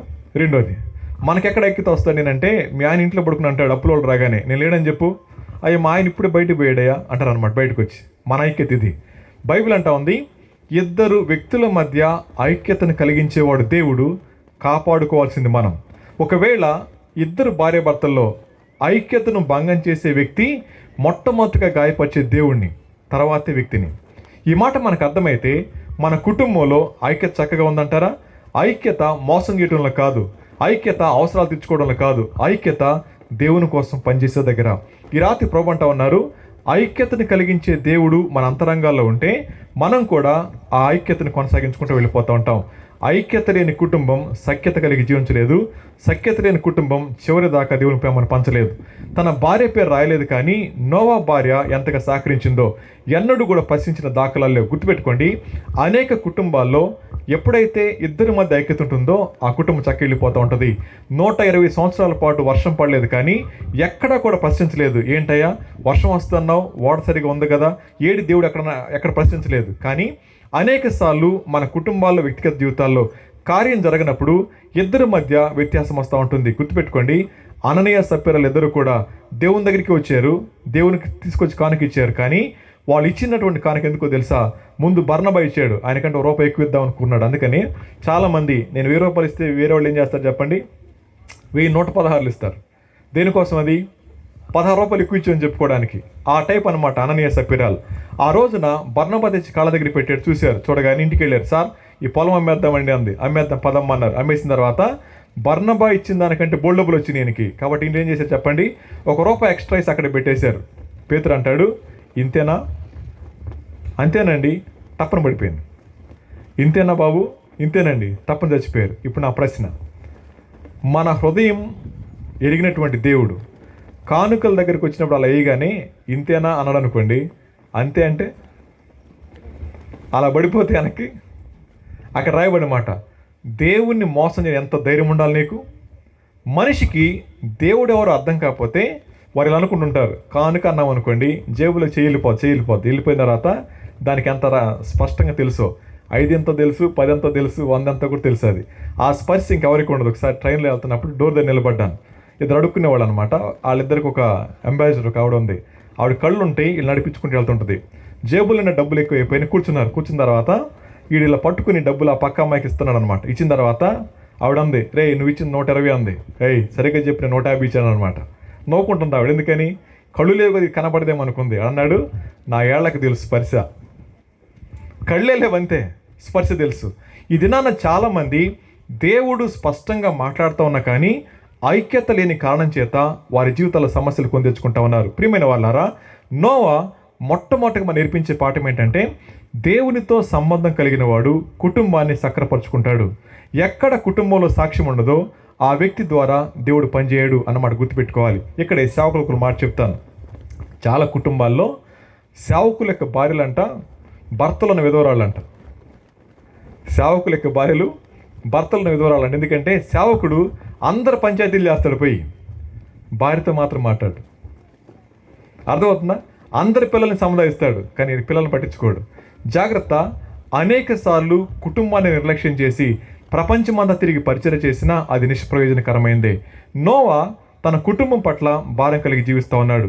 దేవుడు నిన్ను నమ్మి ఆ కుటుంబాన్ని కూతురుగా పంపించింది, కొడుకుగా పంపించింది, కోడలుగా పంపించింది, మనవుడిగా మనవరాలుగా పంపించింది. నీకు ముందు పరిచయం ఎందుకు తెలుసా అండి? మీరు తప్ప ఆ కుటుంబానికి సువార్తను ఎవరు తీసుకెళ్లేరు. మీరు తప్ప దేవుని ప్రేమను ఎవరు పంచలేరు. అలాంటి పరిస్థితుల్లో దేవుని ప్రేమ ఎరిగిన మన అందరం కూడా చేయాల్సిన పని ఏంటండి అంటే, ఐక్యతను కలిగించే దేవునితో సత్సంబంధం కలిగి జీవించాలి. పౌలు గారు అన్నాడు, కాబట్టి మీరు సమాధానమును బంధము చేత ఆత్మ కలిగించు ఐక్యమును కాపాడుకుంటేందు శ్రద్ధ కలిగిన వారై అనే మాట. ఈ మాత్రం గుర్తుపెట్టుకోండి. భార్యాభర్తల మధ్య సంబంధం ఎప్పుడు స్థిరపడదండి అంటే, ఆ భార్య పట్ల భర్త పట్ల శ్రద్ధ కలిగినప్పుడు మాత్రమే. శ్రద్ధ లోపించినప్పుడు నిర్లక్ష్యం చేస్తూ ఉంటాం. నోవా ఎన్నడూ కూడా తన కుటుంబాన్ని నిర్లక్ష్యం చేసిన దాఖలాలు. కారణం ఏంటంటే శ్రద్ధ కలిగిన వాడు కాబట్టి కుటుంబాన్ని కాపాడుకుంటూ వచ్చాడు. ఈ రాత్రి నా మొదటి ప్రశ్న, నిజంగా కుటుంబం పట్ల బాధ్యత కలిగిన వాళ్ళమైతే, బిడ్డల పట్ల శ్రద్ధ కలిగిన వాళ్ళమైతే మొట్టమొదటగా వారి రక్షణ కోసం ప్రార్థిస్తాం. రక్షణ లేకుండా వాడు కలెక్టర్ అయిన దౌర్భాగ్యుడే, రక్షణ లేకుండా వాడు డాక్టర్ అయిన దౌర్భాగ్యుడే, రక్షణ లేకుండా వాడు ప్రధానమంత్రి అయినా రాష్ట్రపతి అయినా ఇంకో దేశాధ్యక్షుడైనా సరే వాడెవడు కూడా పనికిరాడు. గుర్తుపెట్టుకోండి. శ్వాస పోయిన తర్వాత లైన్లో నిలబడినప్పుడు ప్రధానమంత్రి సార్ పక్కెళ్ళడానంటే కుదరదు, సార్ నేను అమెరికా రాష్ట్రపతిని సార్ అంటే కుదరదు. ఎవరు వారి వరుసలో నిలబడాల్సిందే. అక్కడ హోదాలేం పనిచేయవు. కానీ భూమి మీద తాత్కాలికమైన సంబంధాల కోసం, తాత్కాలికమైన పేరు ప్రఖ్యాతుల కోసం ఎవరైతే కుటుంబాన్ని నిర్లక్ష్యం చేసి తమ జీవితాలు పాడు చేసుకుంటూ ఉన్నారో, నోవా కుటుంబం అంటా ఉంది, బాబు నేను దేవుడిచ్చిన నా కుటుంబం దగ్గర శ్రద్ధ చూపించానన్నమాట. ఇప్పుడు నా ప్రశ్న వినండి, మీ పిల్లలతో మీ భార్య భర్తల మధ్యలో ఎలాంటి శ్రద్ధ కనపడతా ఉంది? శ్రద్ధ అంటే కావాల్సిన సరుకులు ఇంట్లో వెళ్ళిపోవటం కాదు. మన శ్రద్ధ నిత్యత్వం కోసం నా కుటుంబాన్ని సక్రమపరిచే క్రమంలో ఎలాంటి జాగ్రత్తలు తీసుకోవాలన్నమాట. మొదటి మాట చెప్పమంటారా? గుర్తుపెట్టుకోండి. భార్యాభర్తలుగా, తల్లిదండ్రులుగా మీరు మాట్లాడుకునే సంభాషణ మీ పిల్లలు వింటూ ఉంటారు. కొన్నిసార్లు అనుకుంటారు నా పిల్లలకి ఈ మాట అర్థం కావేమో అని చెప్పి. కొన్నిసార్లు పిల్లల యొక్క మనసుల్లో చిన్ననాటే తండ్రి యొక్క రాక్షసత్వం కనపడింది అనుకోండి, తల్లి మానవత్వం లేకుండా ప్రవర్తన కనపడింది అనుకోండి, ఆ పిల్లల జీవితాలు ఏమైపోతాయి తెలుసా అండి? నిర్లక్ష్యంగా మారిపోతూ ఉంటాయి. ఒకసారి చిన్న సంఘటన జరిగింది, రీసెంట్గా ఇక్కడ కూడా జరిగింది బెంగళూరులో. ఏంటి ఆ సంఘటన అంటే, బెంగళూరు సంఘటన చెప్తాను. MBA చదివింది ఆ పాప, ప్రెగ్నెంట్ అయింది ఆ పాప. ఎవరికి తెలియకుండా డెలివరీ చేసేసుకుంది బాత్రూంలోని. చేసుకున్న తర్వాత బిడ్డను తీసి పేపర్లో కట్టేసి కిటికీ నుంచి బయటపడేసిన తర్వాత ఆ రోడ్డు మీద వెళ్ళేవాళ్ళు ఆ కవర్ మీద అడ్రస్ చూసి ఆ అమ్మాయిని తీసుకెళ్ళి పోలీసులకు అప్పగించారు. ఆ ఇంటి అడ్రస్ ఉంది కాబట్టి. జాగ్రత్త. మన పిల్లలు ఎంత దౌర్భాగ్యం తయారో తెలుసా అండి? ఆ పాప డెలివరీ చేసుకుంది యూట్యూబ్ చూసి. పిల్లల్ని కనిపెట్టడం పక్కన పెట్టేసాం, పిల్లల పట్ల శ్రద్ధ తీసుకోవడం పక్కన పడేసాం, వారికి సెల్ ఫోన్ ఇచ్చేస్తూ ఉన్నాం, ఇష్టానుసారం వదిలేస్తూ ఉన్నాం. గుర్తుపెట్టుకోండి, దేవుడు తప్పకుండా లెక్క అడుగుతాడు మన పిల్లల విషయంలో మనం ఏం చేయాలన్నమాట. అనేక మందికి ఆ భారం లేని కారణం చేత, శ్రద్ధ లేని కారణం చేత, నోవా ఏ విధంగా పట్టించుకునే కారణం చేత ఎప్పటికీ మన పిల్లలు మన మాట వినట్లేదు. గుర్తుపెట్టుకోండి, ఐక్యతను కాపాడుకోవాలంటే ఏం కావాలా? శ్రద్ధ కలిగి ఉన్న తర్వాత, శ్రద్ధ తర్వాత ఏమన్నాడు అమ్మాయినా? ప్రేమతో ఒకరినొకడు సహించచ్చు అనే మాట. ప్రేమతో సహించడం అనేది సాధ్యపడే విషయం కాదు. సహనం కోల్పోతే వచ్చేది కోపం కదండి. కానీ బైబిల్ అంటా ఉంది, ఐక్యతను కాపాడుకోవాలంటే శ్రద్ధ మాత్రమే కాదు, ప్రేమతో కూడిన సహనం కూడా కావాలని చెప్పి అంటా ఉన్నారు. ఇలా అనుకుందాం, నా భార్య నా ఇష్టం సార్, కొట్టుకుంటా తిట్టుకుంటా నీకెందుకు అంటారు కొంతమంది. ఇక్కడ ఆగి ఆలోచించండి. నా భార్య కంటే ముందు ఆవిడెవరో తెలుసా? దేవుని యొక్క పోలిక. దేవుని పోలికలో చేయబడిన ఆమె రూపాన్ని నేను పక్కన పెట్టుకొని నా భార్య అనుకోవడానికి ఎంత ధైర్యం ఉండాలా? నేను చేయి వేస్తున్నానండి అంటే కారణం ఏంటి తెలుసా అండి? ఆమె నా సొత్తు అనుకుంటున్నాను కానీ దేవుని పోలిక అనే విషయం మర్చిపోతా ఉన్నాను. అనేక మంది ఇంట్లో పనిచేసే పిల్లల్ని, భార్యల్ని, భర్తల్ని పనివారుగానే చూస్తారు కానీ వారు కూడా దేవుని స్వరూపం అనే విషయం అర్థం చేసుకునే కారణం చేత ఎన్నో కుటుంబాల్లో భార్య భర్తల మధ్య సఖ్యత లేకుండా జీవిస్తూ ఉన్నారు. ప్రియమైన వాళ్ళారా, నా కళ్ళ ముందు ఉన్నటువంటి నా భార్య దేవుని యొక్క పోలిక, నా కళ్ళ ముందు తిరిగే నా పిల్లలు దేవుడిచ్చిన బహుమానం. ఈ విషయం నాకు అర్థమైతే బహుమానాన్ని జాగ్రత్తగా కాపాడుకోకపోతే ఇచ్చిన వాడికి అంత కోపం వస్తుంది చెప్పండి. ఇలా అనుకుందాం, గాబ్రియల్ అన్న నన్ను ప్రేమించి సెల్ ఫోన్ ఇచ్చాడు అనుకోండి, ఇచ్చిన తర్వాత మంచిదే, ₹1,00,000 పెట్టుకున్నాను అనుకుందాం, ఆయన కళ్ళ ముందు తీసుకెళ్ళి కొట్టేసాను అనుకోండి కింద వేసి, ఎలా ఉంటుంది ఆయన మనసు? కష్టపడింది ఆయన, ప్రేమగా ఇచ్చింది నాకు, కానీ ఆయన ప్రేమను అర్థం చేసుకోలేను నేను, ఎత్తి నెలకేసి కొట్టేశాను. కొట్టిన తర్వాత ఆయన హృదయం ఎలా ఉంటుంది చెప్పండి? ఈ రాత్రి ప్రభు అంటూ ఉన్నారు, మీకు ఇచ్చిన పిల్లలు గనక ఎప్పటికీ మారుమనసు లేని వారైతే నా హృదయం బద్దలైపోతాం. ఎక్కడ బాధ్యత లేకుండా ప్రవర్తిస్తూ ఉంటారో ఆ పిల్లలు బట్టి దేవుడు తప్పకుండా మన తీర్పు తీరుస్తాడు. నోవా కుటుంబాన్ని కాపాడుకున్నాడు కాబట్టి ఆ ఇద్దరి మధ్య ఏముంది? భార్య భర్తల మధ్య ఐక్యత ఉంది. ఇది మొదటి మాట. రెండో మాట దగ్గరికి వచ్చేయండి.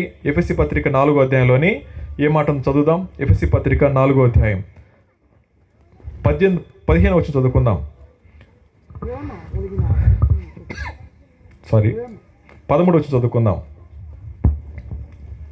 పరిశుద్ధులు సంపూర్ణులగునట్టు క్రీస్తు శరీరము క్షేమాభివృద్ధి చెందుటకును పరిచర్య ధర్మము జరిగించుటకును కొందరిని అపొస్తలుగాను, కొందరిని ప్రవక్తలుగాను, కొందరిని సువార్తికులుగాను, కొందరిని కాపరులుగాను, ఉపదేశకులుగాను నియమించను.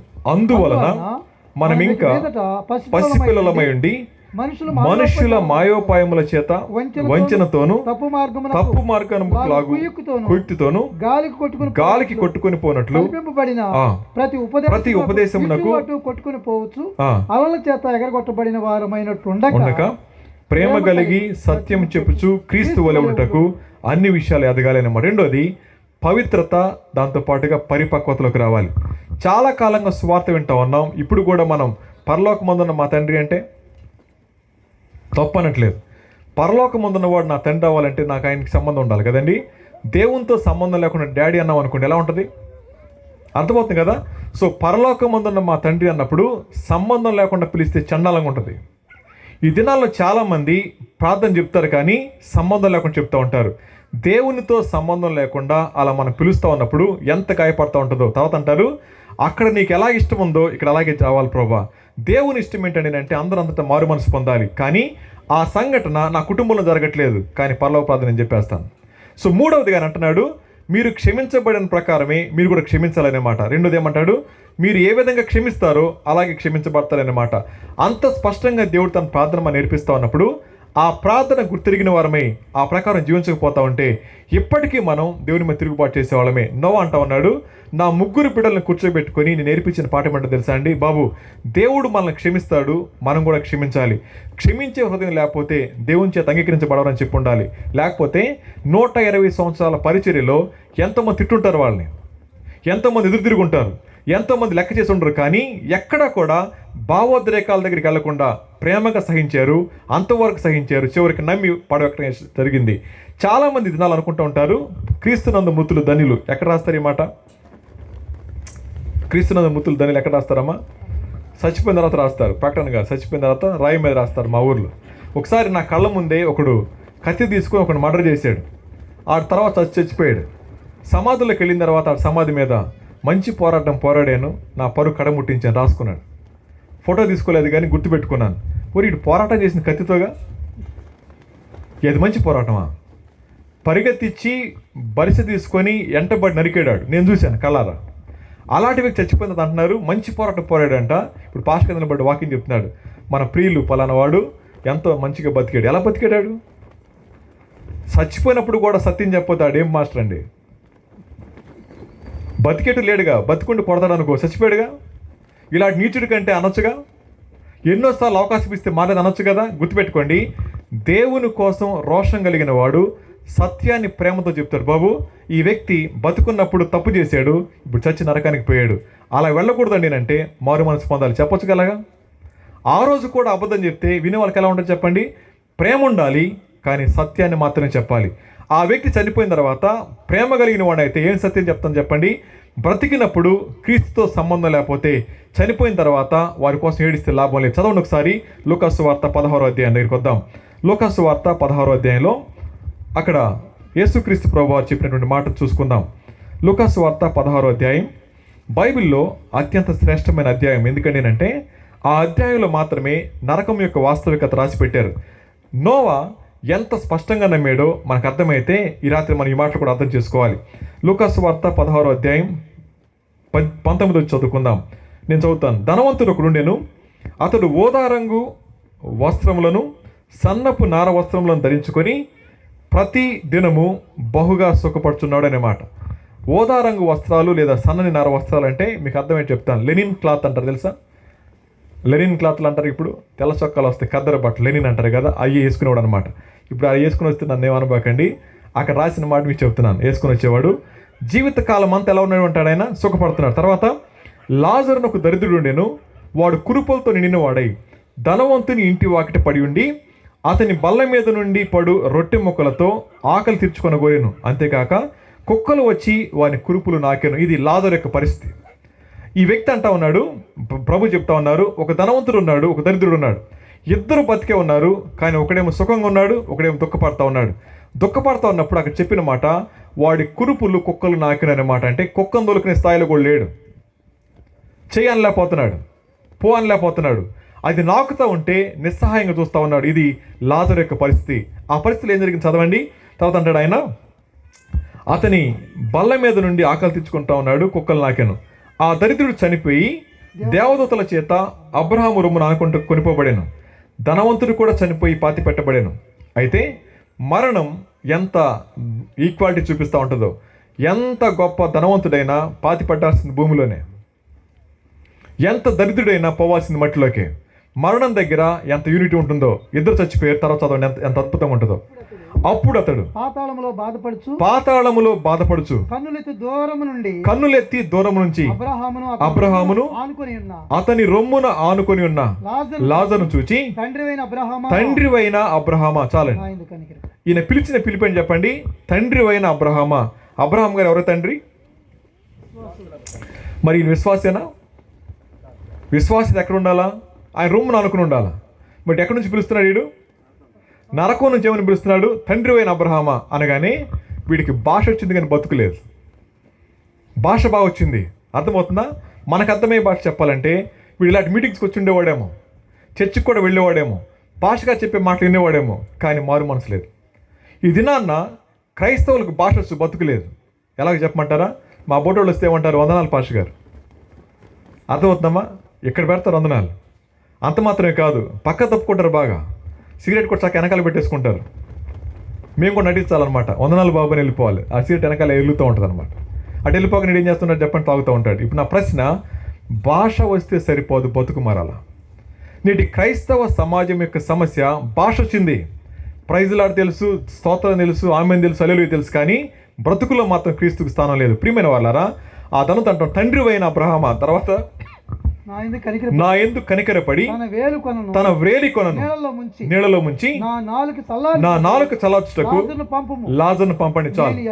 నరకంలో మానవునికి జ్ఞాపక శక్తి ఉంటుంది. ఈ మాట గుర్తుపెట్టుకోండి.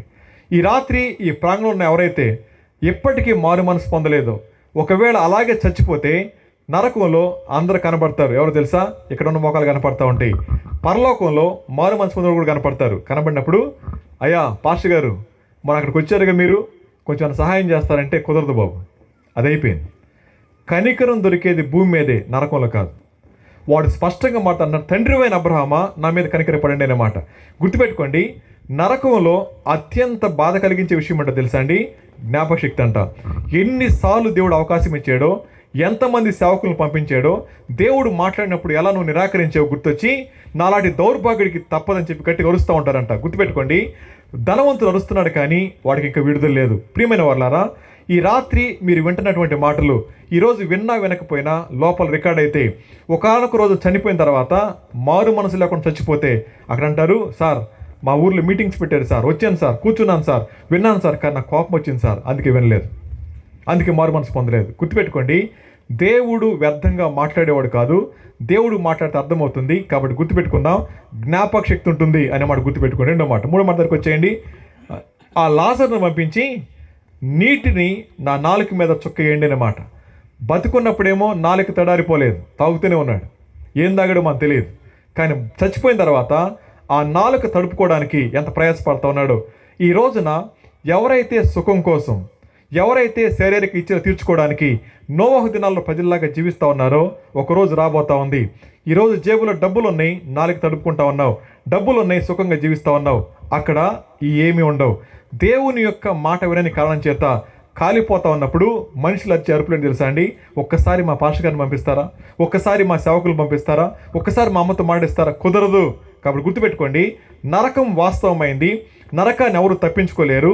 అయితే ఆ నరకానికి పోకముందే దేవుడిచ్చిన అవకాశాన్ని నోవా దినాల్లో ఉన్న ప్రజల్లాగా ధిక్కరిస్తే తప్పక శిక్ష ఉంటుంది అనే విషయం గుర్తుపెట్టుకోండి. సరే, అయిపోయింది. తర్వాత ఏమంటారు చదవండి. అందుకు అబ్రహాము, కుమారుడా, నీవు నీ జీవితకాలం అంతయు నీకు ఇష్టమైన సుఖం అనుభవించావు, అలాగనే లాజరు కష్టం అనుభవించాడు. జ్ఞాపకం చేసుకో. ఇప్పుడైతే వాడు ఇక్కడ నెమ్మది కలిగి ఉన్నాడు. ఇప్పుడు జాతవేనండి. అబ్రహాం గారు మాట చెప్పాడు వాడితో ఏమని, ఒకసారి జ్ఞాపకం తెచ్చుకో. ఎవరి గురించి జ్ఞాపకం తెచ్చుకోవాలా? లాజరు గురించి. ఏమని జ్ఞాపకం తెచ్చుకోవాలి? ఇంటి బయట కూర్చున్నాడు లాజరు. ఈయన కారులో వెళ్తున్నాడు అనుకోండి కాసేపు. సార్, ఆ రోజుల్లో కారులో అలా అనకండి, మామూలు చెప్తున్నాను. కారులో వెళ్తున్నాడు. ఆ లాజర్ని కుక్కలు నాకడం చూసుంటాడు. నాకడం చూసి వీటితో నాకు ఎందుకు వెళ్ళిపోయి ఉంటాడేమో. బహుశా కుక్కలు నాకుతా ఉన్నప్పుడు పుళ్ళు వాసన వస్తున్నాయేమో తెలియదు. అలాంటి పరిస్థితుల మధ్య ఆ దేహాన్ని చూసి ఎంత నిర్లక్ష్యంగా వెళ్ళిపోతా ఉన్నాడో ఒకసారి జ్ఞాపకం తెచ్చుకోండి అని అబ్రహాం గారు అడగగానే ఆ రోజు జ్ఞాపకానికి వచ్చినాయి. నిజమే కదా, వాడు నా గేటు ముందు ఉండేవాడు. నా కారులో నుంచి వెళ్తా ఉంటే ఆడ కురుపులను కుక్కలు లాగుతా ఉన్నాయి. అసహించుకునేవాడిని కదా. ఈ రోజున వాడే నాకేం చేయబోతున్నాడు? నీళ్ళు ఇవ్వాలని చెప్పి అడుగుతా ఉన్నాడు. అబ్రహాం గారు అంటా ఉన్నాడు, నాయన ఒకసారి జ్ఞాపకం తెచ్చుకో. ఇప్పుడు నా మాట చెప్పండి, మన కుటుంబాల్లో ఎంతమంది మారు మనసు పొందకుండా ఇప్పటికే చచ్చిపోయారు? మన కుటుంబాలు. ఈ రోజున మన కుటుంబాల్లో ఇప్పటికే మారు మనసు పొందకుండా చనిపోవడం ఏమన్నారు తెలుసా అండి? సంవత్సరంగా చర్చికి వెళ్తున్నావు కదే, సంవత్సరంగా చర్చికి వెళ్తున్నావు కదా బాబు, ఎందుకు చెప్పాలి నాకు యేసయ్య దేవుడని? ఆయన నమ్ముకోకపోతే పరలోకం లేదని విషయం ఎందుకు చెప్పలేదని చెప్పి అన్నారు అనుకోండి, అయ్యా భయపడానంటే కుదరదు. జాగ్రత్త. 120 సంవత్సరాల పాటు విశ్వాసం పనిచేసింది నోవా ద్వారా. మన జీవితాల్లో విశ్వాసం ఎప్పుడు స్టార్ట్ అయిందో తెలియదు, కానీ ఆ విశ్వాసం పనిచేస్తే ఎవ్వరు కూడా మామూలుగా కూర్చోలేరు. నిజమైన క్రైస్తవుడు సువార్త చెప్పకుండా ఉండలేడు. నిజమైన క్రైస్తవుడు కుటుంబ రక్షణ కోసం పనిచేయకుండా ఉండలేడు. ఒకవేళ వాడు మౌనంగా కూర్చుంటున్నాడు అంటే వాడి లోపల విశ్వాసాన్ని శంకించాల్సిందే అని అంటున్నాడు. వాడు ఒకసారి జ్ఞాపకం చేసుకొని చెప్పిన తర్వాత ఏమంటారు చదవండి. అంతేకాక ఇక్కడి నుండి మీ యొద్దకు దాటగోరువారు దాటిపోజాలకున్నట్లు అక్కడి వారు మా యొద్దకు రాకున్నట్లు మాకును మీకును మధ్య మహా అగాధం ఉంది. గుర్తుపెట్టుకోండి, నరకానికి పరలోకానికి మధ్య పెద్ద అగాధం ఉందంట. ఆడు అగాధం నుంచి పిలుస్తున్నాడు, అయ్యా ఒకసారి పంపిస్తారా? పంపించను. జాగ్రత్త. దాటాలనిపిస్తుంది కానీ దాటడానికి ఏమాత్రం అవకాశం ఉండదు. తర్వాత ఎందుకు వచ్చేయండి నేనేమంటాడు? అప్పుడు అతడు, తండ్రి అలాగైతే నాకు ఐదుగురు సహోదరులు ఉన్నారు, ఈ వేదనకరమైన స్థలమునకు రాకున్నట్లు వారికి సాక్ష్యం ఇచ్చడానికి మా తండ్రి ఇంటికి వారిని పంపవాలని నిన్ను వేడుకుంటా ఉన్నాను. చాలు. వీడు ఇప్పుడు ఎక్కడ సువార్త చేస్తున్నాడు చెప్పండి? పోయి గాస్పల్ క్రూసేడ్ ఎక్కడ పెట్టమన్నాడు? సార్ పాస్టర్ గారిని పంపిస్తారా? కింద ఎవరు ఉన్నారంటే 5 ఉన్నారు కదా. ఎప్పటికే మారు మనసు లేకుండా చచ్చినోళ్ళు ఉన్నారు మనలలో.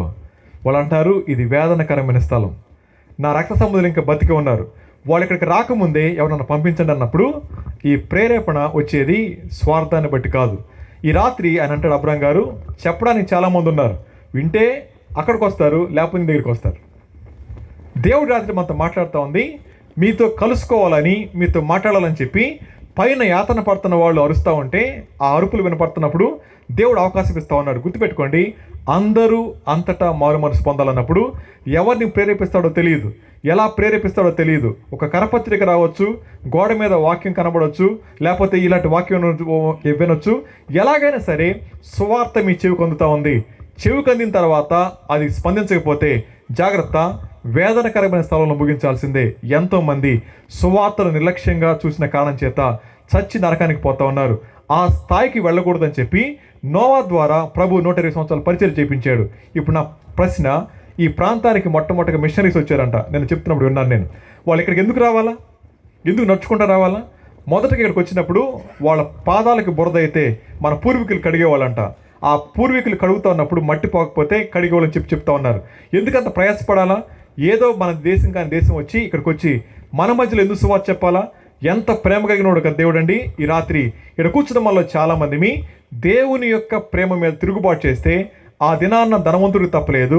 ఒకవేళ ఇక్కడ కూర్చున్న వాళ్ళు కూడా ఎప్పటికీ మారు మనసు పొందకపోతే మనకు కూడా తప్పదన్న విషయం గుర్తుపెట్టుకోండి. బైబిల్ చెప్తా ఉంది ఏమని, చెప్పడానికి చాలా మంది ఉన్నారు. చదవండి, నేను ఏమంటాడు. అందుకు అబ్రహాము వారి యొద్ద మోషేయు ప్రవక్తలు ఉన్నారు, వారి మాటలు వినవలనని అతడు చెప్పగా అతడు తండ్రివైన అబ్రహామా అలాగనొద్దు, మృతులలో నుండి ఒకడు లేచిన యెడల వారు మారు మనసు పొందుదురని అతడు చెప్పిన చాలు అంటున్నాడు. బాబు అలా చెప్పకండి, మా వాళ్ళు సనాతన క్రైస్తవులు అని చెప్పి అంటున్నాడు అనమాట. మేము చిన్నప్పుడు ఇలాంటి మీటింగ్స్ పెడితే, అంటే కుటుంబ ప్రార్థన పెట్టినప్పుడు పాస్టర్ గారు వచ్చేవాడు, రోడ్డు మీద మీటింగ్ పెట్టేవాళ్ళు. ఆయన పాటలు అయిన తర్వాత లేచి నిలబడి ప్రియులారా ఆయన వాక్యం చదివేవాడు. వెనక నుంచి మా బాబాయ్ వాళ్ళు ఏమనేవాళ్ళు తెలుసా అండి, దోమలు కొడుతున్న ఆపే అనేవాళ్ళు. పాస్టర్ గారు వణికిపోయి అయ్యా చిన్న మాట చెప్పి ముగించేసేవాడు ఆయన. అలా తర్వాత కొంతకాలానికి చర్చిలో సంఘ పెద్దలు అయ్యారు మా బాబాయ్ వాళ్ళు. ఆ తర్వాత మంచిగానే బతికారు, కానీ మారు మనసు లేదు. సంఘ పెద్దలు అయ్యారు, మారు మనసు లేదు. ఒక రోజున 2022లో 23-22లో మా మమ్మీతో మాట్లాడుతూ మా బాబాయ్ ఎలా అన్నాడు, వదిన పలానా ఊర్లో బిల్డింగ్ ఉంది, పలానా ఊర్లో అపార్ట్మెంట్ కొనుక్కున్నాం, ఇంత బంగారం ఉంది, ఇంత డబ్బులు ఉన్నాయి, దేవుని దయ వలన హ్యాపీగా ఉన్నాం అన్నాడు అనమాట. మా మమ్మీ ఏముందండి అంటే, మంచిదే కదా ఆయన జాగ్రత్త చేసుకున్నాంది. అనిన తర్వాత ఒక రోజున ఆయనకి ఇంట్లో ఉండి అనారోగ్యం వస్తే పడుకుని ఉన్నాడు. సాయంత్రం అయింది, మా పిన్ని టీచర్ అనమాట. ఆమె ఇంటికి వచ్చే లోపల నేను పలావ్ వండేసాడు, పలావ్ తినేశారు. తినిన తర్వాత పడుకున్నారు. రాత్రి క్రికెట్ మ్యాచ్ చూసి పడుకున్నారు. తెల్లవారు 4 గంటలకి ఆయన వాష్రూమ్కి వెళ్ళాడు, పాస్కి వెళ్ళాడు. వచ్చి మళ్ళీ పడుకునే ముందు మా పిన్నిని లేపి కొంచెం మంచినీళ్ళు అన్నాడు. ఇచ్చిన తర్వాత మంచినీళ్ళు తాగాడికి లేవలేదు. మేము వెళ్ళాం చూడటానికి, చచ్చిపోయాడు ఆయన. ఇప్పుడు నా ప్రశ్న, డబ్బులు ఏమైపోతాయి, బంగారం ఏమైపోద్ది, ఆస్తులు ఏమైపోతాయి, ఏమైనా వచ్చిన వెంట ఏమి రాలేదు. దేవుని యొక్క సువార్త వినబడినప్పటికీ లోపల ఏమాత్రం కూడా స్పర్శలేని వారికి జీవించారు. మా చిన్న బాబాయ్ చనిపోవడానికంటే ముందు 2 నెలల ముందు పెద్ద బాబాయ్ ఇంకొక ఆయన చనిపోయాడు. ఆయనకి పిల్లలు లేరు. ఆయన 2 లారీలు ఓనర్. ఆయన ముందు పిన్ని చనిపోయారు. ఆ తర్వాత ఆయన అన్ని అమ్మేసుకొని ఇంట్లో ఉంటున్నాడు. కొంచెం షుగర్ ఏదో వచ్చినట్టుంది ఆయనకి. ఒంటరిగా ఉన్నాడు. ఈ ముందు చనిపోయిన బాబాయ్కి, అంటే తర్వాత చనిపోయిన బాబాయ్ ఉన్నాడు కదా, ఆయన బతుకున్నాడు. అప్పుడు 2 రోజుల నుంచి అన్నయ్య బయటికి రావట్లేదు రూమ్ నుంచి. అన్నయ్య ఎలా ఉన్నాడో చెప్పి చూడటానికి నేను లేడు. మా మొదటి బాబాయ్ మంచం మీద నుంచి ముందుకు వాలిపోయి ఉన్నాడు. రూమ్ అంతా బ్లడ్ అయిపోయింది, గడ్డగట్టిపోయింది, ముఖం ఇంతలా వాసిపోయింది, చచ్చిపోయాడు ఆయన. 3 రోజుల తర్వాత చూశారు కాబట్టి అప్పటికి ఉబ్బిపోయాడు. నేను అప్పుడు ఒరిస్సాలో ఉన్నాను. ఆయన్ని దుప్పట్లో మూట కట్టి తీసుకొచ్చి గడ్డిలో పడేశారు రోడ్డు పక్కన. అప్పటికి ఇంకా ఫ్రీజర్ రాలేదు. ఆ ఫోటో నా తమ్ముడు పెట్టాడు, రే బాబాయ్ చచ్చిపోయాడు అని చెప్పి. చూసినప్పుడు చాలా బాధ వచ్చింది. ఎందుకంటే తన జీవితంలో ఎన్నడూ కూడా శుభ్రంగా లేకుండా ఉండేవాడు కాదు ఆయన. నీట్గా ఉండేవాడు. ఎంత బాగా హిప్పీ క్రాఫ్ ఉండేది, డీజిల్ బుల్లెట్ ఉండేది, సెంటు కొట్టుకొని తిరిగేవాడు, టీషర్ట్ వేసుకునేవాడు. ఎన్నడూ కూడా దాన్ని ఏమంటారు, వేట మాసం తప్ప ఇంకే మాసం తినేవాడు కాదు. ఈ రోజున కుళ్ళిపోయి రోడ్డు పక్కన పడేసి పెట్టారు ఆయన. ఇప్పుడు నా ప్రశ్న, ఎవరికి మారు మనసు లేదు. భూమి మీద సుఖపడ్డారు, ఇప్పుడు ఎక్కడున్నారు చెప్పండి. ఇప్పుడు నా ప్రశ్న, వీళ్ళకి సువార్త తెలియదంటే సేవకు వచ్చిన తొలి దినాల్లో జాబ్ రిజైన్ చేసి వచ్చిన తర్వాత ట్రైన్లో వెళ్తూ ఉన్నాను. మా ట్రైన్లో చాలా రష్ ఉంటుంది అనమాట. ఒకే ట్రైన్, అది పాసింజర్ ట్రైన్. కూర్చున్న తర్వాత నా ముందు మా బాబాయ్ కూర్చున్నాడు, ఈ పురుగులు పట్టిన బాబాయ్. కూర్చుని ఏమనంటే, ఏంది జాబ్ మానేసి సన్ చేసుకున్నావంటే చేతికి అన్నాడు అనమాట. నీకు కాస్త ఇంగ్లీష్ వస్తే లెటర్లు రాయొచ్చు కదా, డబ్బులు వస్తాయి అంటే పైనుంచి అన్నాడు అనమాట. 3వ మాట, వచ్చిన డబ్బులతో నేను లారీ కొనుక్కుంటాను రా అని చెప్పి ఎగతాళి చేశాడు. ఆ మాట అనగానే ట్రైన్ అంతట్లో నవ్వుతున్నారు అందరు కూర్చొని. అప్పుడు ఏమన్నానంటే, బాబాయ్ చదువు లేక రాలేదు, జాబ్ లేక కూడా రాలేదు, దేవుడు పిలిచారు, పరిచర్యకు వచ్చాను బాబాయ్.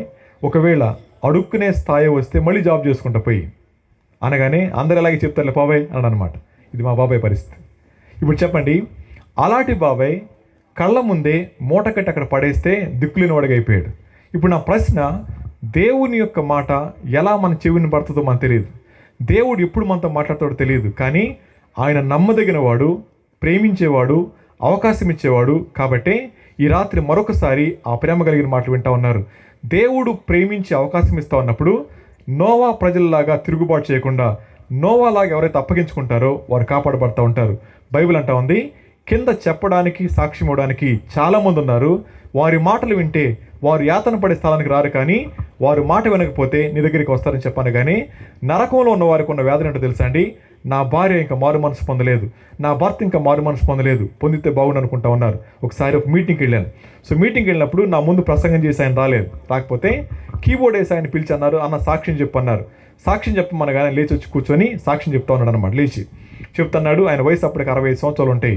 నేను బాగా తాగొచ్చేవాడిని.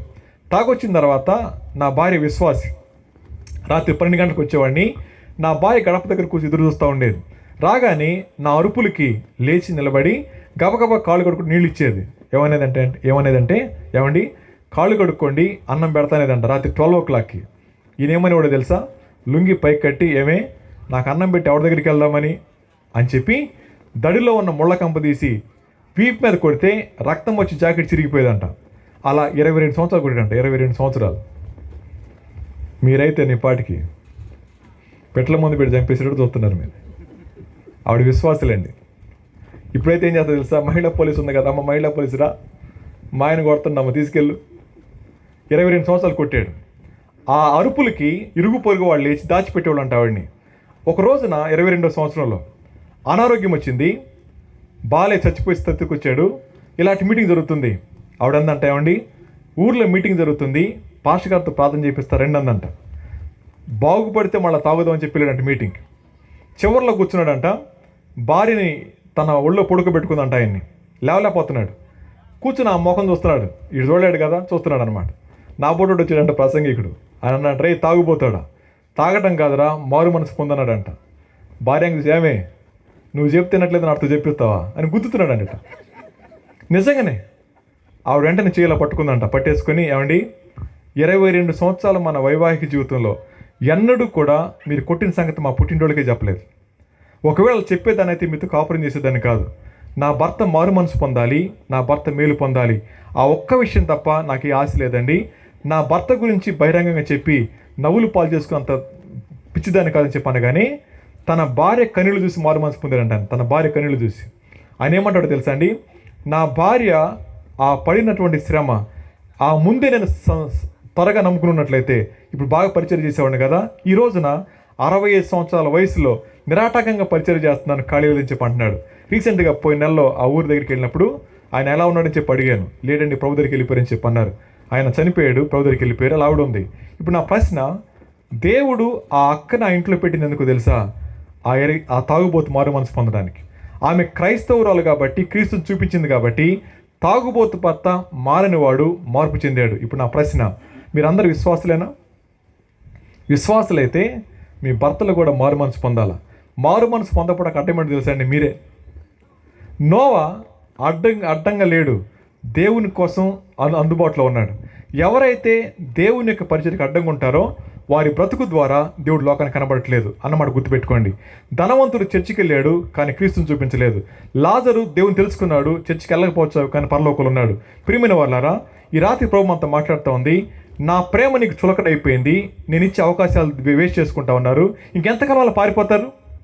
నోవా తన కుటుంబంతో మాట్లాడుతూ అంటున్నాడు, నేను, నా భార్య, నా 3 పిల్లలు, నా 3 కోడళ్ళు అందరూ ఒకే మాట మీద ఉన్నారు. ఎలా సాధ్యమవుతుంది? అది ఎలా సాధ్యమవుతుంది అంటే మారు మనసు యొక్క ఫలాన్ని మన జీవితాల్లో చూపించి పరిణతి కలిగిన వారిగా జీవించినప్పుడు మాత్రమే.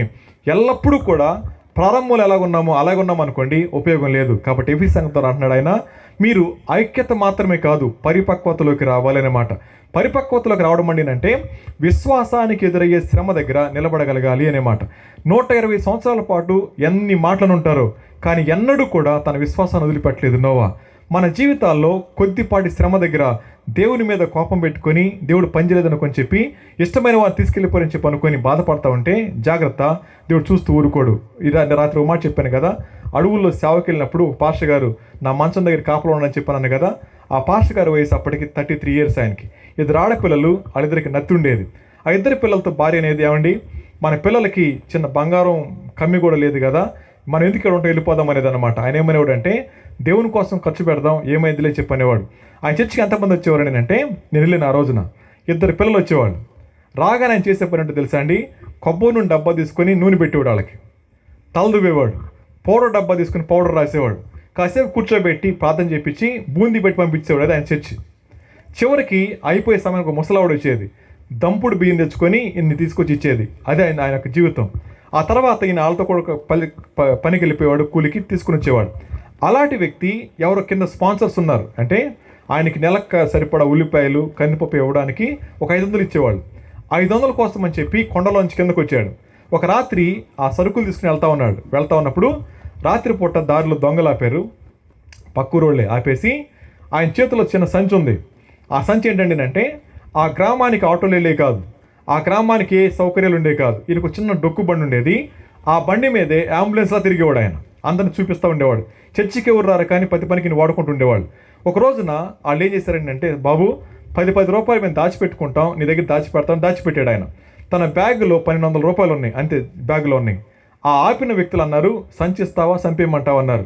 ఆయన అనుకున్నాడు, ఈ సంచి ఇచ్చేసాను అనుకోండి, ఊరోళ్ళు ఏమనుకుంటారు, పాస్టరే దొంగతనం చేసి ఇలా చెప్పుకుంటాడని చెప్పి అనుకుంటారని చెప్పి, ఈ నా డబ్బులు కాదండి, నాయి కాదు, వాళ్ళకి ఇవ్వాలి అని చెప్పంటే, వాళ్ళు తాగున్నారు.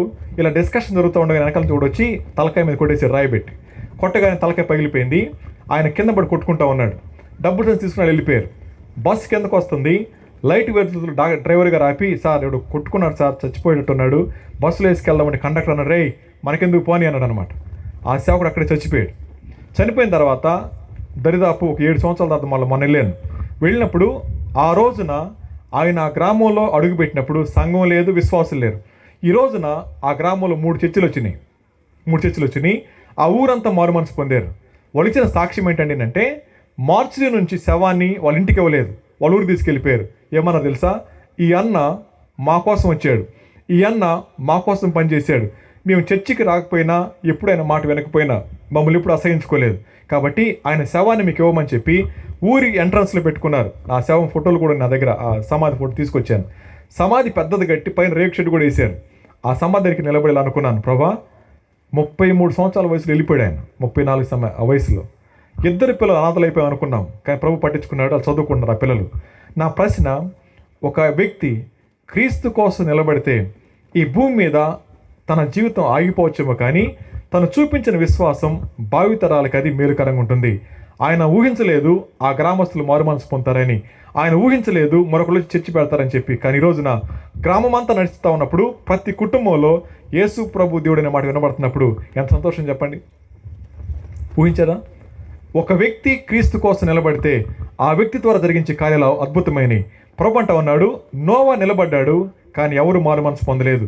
ఆ నోవా అరారాతు కొండ మీదకి వెళ్ళిన తర్వాత ఆ ఉప్పెన ఆగిపోయింది. నెమ్మదిగా వాళ్ళు మొట్టమొదటి చేసిన పని, దేవుణ్ణి ఆరాధించారు, బలిపీఠం కట్టారు. ఆ తర్వాత నెమ్మదిగా విస్తరించడం మొదలుపెట్టారు. ఈ రోజున ప్రభు అంటా ఉన్నాడు, నోవా దినాల్లో చేసి నేను చేయను. ఆ రోజు నీళ్లతో మునిగిపోయింది, రాబోయే దినాలు ఏం రాబోతామని చెప్పండి, అగ్ని కురవబోతా ఉంది, భూమి ఆకాశం లయమైపోతా ఉన్నాయి. ఇలాంటి పరిస్థితుల్లో మనం ఏం చేయాలన్నప్పుడు నోవా మాట నమ్మాడు, నోవా విశ్వాసాన్ని చూపించాడు, నోవా పనిచేశాడు. ఈ రాత్రి నా ప్రశ్న, క్రియలు లేని విశ్వాసం మృతమైంది, కేవలం భావోద్రేకాలు మాత్రం ఉంటుంది దెయ్యాల విశ్వాసం అయితే.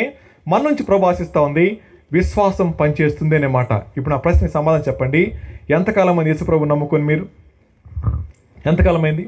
ఇన్ని సంవత్సరాలుగా ఎన్నిసార్లు దేవుడు మాట్లాడుతూ వచ్చాడు, కానీ ఇప్పటికి కూడా ఆయన మీద మన మనసు పెట్టట్లేదండి అంటే మన జీవితాలు ఇంకా పరిపక్వత లేదు అన్నమాట గుర్తుపెట్టుకోవాలి.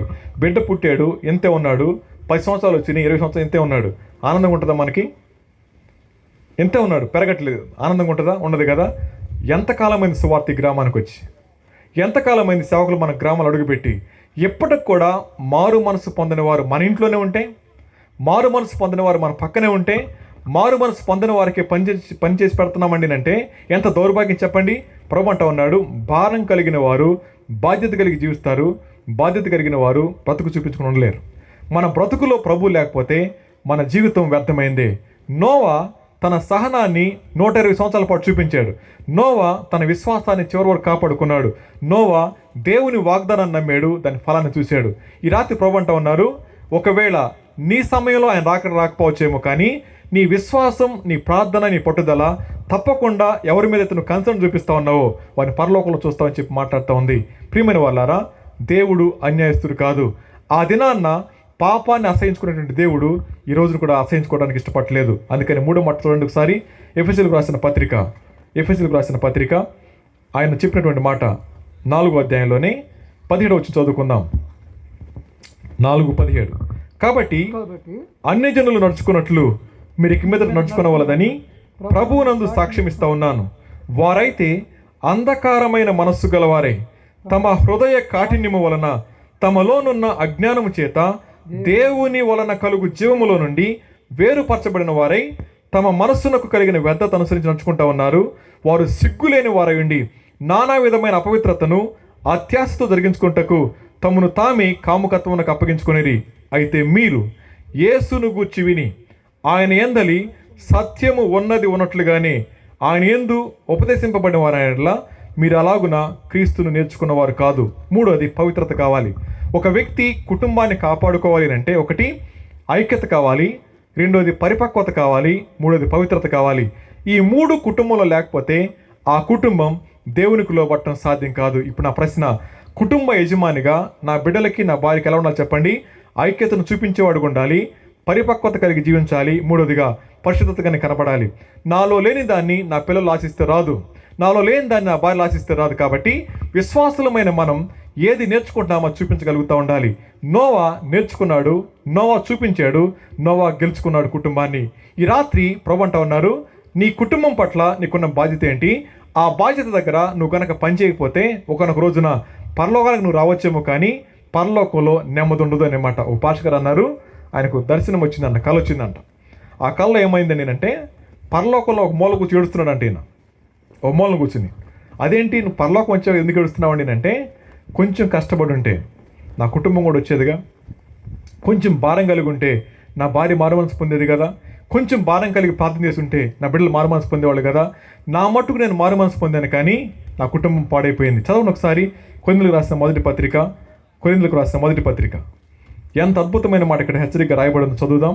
మొదటి పత్రిక 3వ అధ్యాయం 14-15 వచనాలు చదువుకుందాం. 14-15 వచనాలు. పునాది మీద ఒకడు కట్టిన పని నిలిచిన ఎడల వాడు జీతం పుచ్చుకొనును, ఒకని పని కాల్చివేయబడిన ఎడల వానికి నష్టం కలుగును. అతడు తన మట్టుకు తాను రక్షింపబడును, కానీ అగ్నిలో నుండి తప్పించుకున్నట్లు రక్షింపబడును. చాలు. మారు మనస్సు పొందిన నేను మాదిరి లేకుండా జీవిస్తా ఉంటే నా మట్టుకు నేను కాపాడబడతానంట. కానీ ఆయన అంటున్నాడు, పునాది సరిగా లేదు కాబట్టి నువ్వు చేసిన పని కాలిపోతేనేమాట. ఈ మాట దగ్గర అంటున్నాడు ఆయన, అగ్నిలో నుంచి ఎలాగైతే రక్షించబడతావు అలా ఉంటుందంట. చూడండి, నాకు ఫైర్ యాక్సిడెంట్ జరిగింది, ముఖం కాలిపోయింది అనుకోండి, నా ముఖానికి ప్లాస్టిక్ సర్జరీ చేశారు అనుకోండి, రాగానే మీరు ఏమడుతారు నన్ను చూడగానే, ఏంది నీ ముఖం ఏమైంది? పరలోకాలు అంటే ఇలాంటి ముఖాలు కనపడుతుంది చాలా. ఎవరు తెలుసా? అవకాశం ఉండి పని చేయలేనివాడు, కుటుంబం పట్ల నిర్లక్ష్యంగా ఉండేవాడు, దేవుడు పని చేయమని చెప్పి బతిమలాడినా పని చేయకుండా పారిపోయినవాడంట, కాలిపోయిన మొక్కలతో కనపడతారంట. అప్పుడు అంటారంట, ఎందుకలా ముఖం అయిపోయింది నీది? అయ్యా, నాకు ఏసై పరిచయం అయ్యాడు, కానీ నా కుటుంబాన్ని పరిచయం చేయలేదు. ఏసై అక్కడికి వెళ్ళమన్నాడు, కానీ వెళ్ళకుండా మానేశాను. ఆ రోజున శిక్ష వచ్చింది, కాలిపోయాను, దేవుని మహాకృపను బట్టి కాపాడబడ్డాను. నా విశ్వాసం నన్ను పరలోకం తీసుకొచ్చింది. కానీ దేవుడు నాకు ఇచ్చిన ఆయుష్కాలం ద్వారా, దేవుడు నాకు ఇచ్చిన ధనం ద్వారా, దేవుడు నాకు ఇచ్చిన అవకాశాల ద్వారా ఒక్క వ్యక్తి కూడా చెప్పలేకపోయినాయా, అందుకు కాలిపోయింది ముఖం.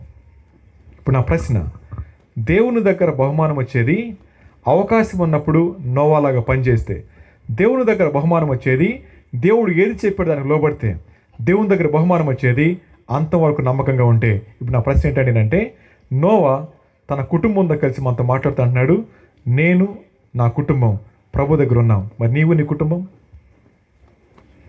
దేవునికి ఇష్టమైన వారు, దేవుడు మన విషయంలో సిగ్గుపడకూడదండి అంటే, కుటుంబ వ్యక్తుల యొక్క మారు మనసు కోసం కన్నీరు కార్చేవారుగా మనం ఉండాలి. ఇప్పుడు నా ప్రశ్న, ఎంతమంది అలాంటి కన్నీరు కారుస్తూ ఉన్నారు? అలా లేకపోతే ప్రభు అంటున్నాడు, మేము చూస్తే నాకు అసహ్యం వేస్తుంది. మీకు చేసిన పరిచర్య, మీ పట్ల తీసుకున్న కన్సర్న్ కనుక వారి పట్ల చూపించుకున్నట్టు ఎంత బాగుండేదో. జాగ్రత్త, 120 సంవత్సరాల పాటు ప్రతిరోజు కూడా మాట్లాడుతూనే ఉన్నాడు. ఆ రోజు రానే వచ్చింది. దేవుడు త్వరగా రాబోతున్నాడు. చదవండి ఒకసారి, ఆ మాట చదువుకుని ముగిద్దాం. పేతురు రాసిన 2వ పత్రికలో ఆ మాటను చక్కగా చూడండి. పేతురు రాసిన 2వ పత్రిక 3వ అధ్యాయంలో నేను చదువుతాను, వినండి. 8వ వచనం చదువుదాం. ప్రియులారా, ఒక సంగతి మర్చిపోకుడి, ఏమనగా ప్రభువు దృష్టికి ఒక దినము 1000 సంవత్సరములను, 1000 సంవత్సరములు ఒక దినం వలె ఉన్నవి. కొందరు ఆలస్యమని ఎంచుకున్నట్లు ప్రభువు తన వాగ్దానమును గురించి ఆలస్యం చేయవాడు కాడు గాని, ఎవడును నశింపవలనని ఇచ్చేయింపక అందరూ మారు మనసు పొందవాలని కోరుచు మీ ఎడల దీర్ఘశాంతం చూపుతా ఉన్నాడు. ఇది దేవుని యొక్క ఆశ. 2024 సంవత్సరాలు ఉన్నాం అంటే దేవుని దృష్టిలో ఎంత చెప్పండి?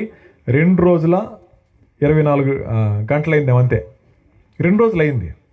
ఆయన వెళ్ళాడు, మరలా వస్తానని చెప్పి అన్నాడు. వస్తానని చెప్పిన అది అయింది 2 రోజులే. ఏ రోజైనా రావచ్చు.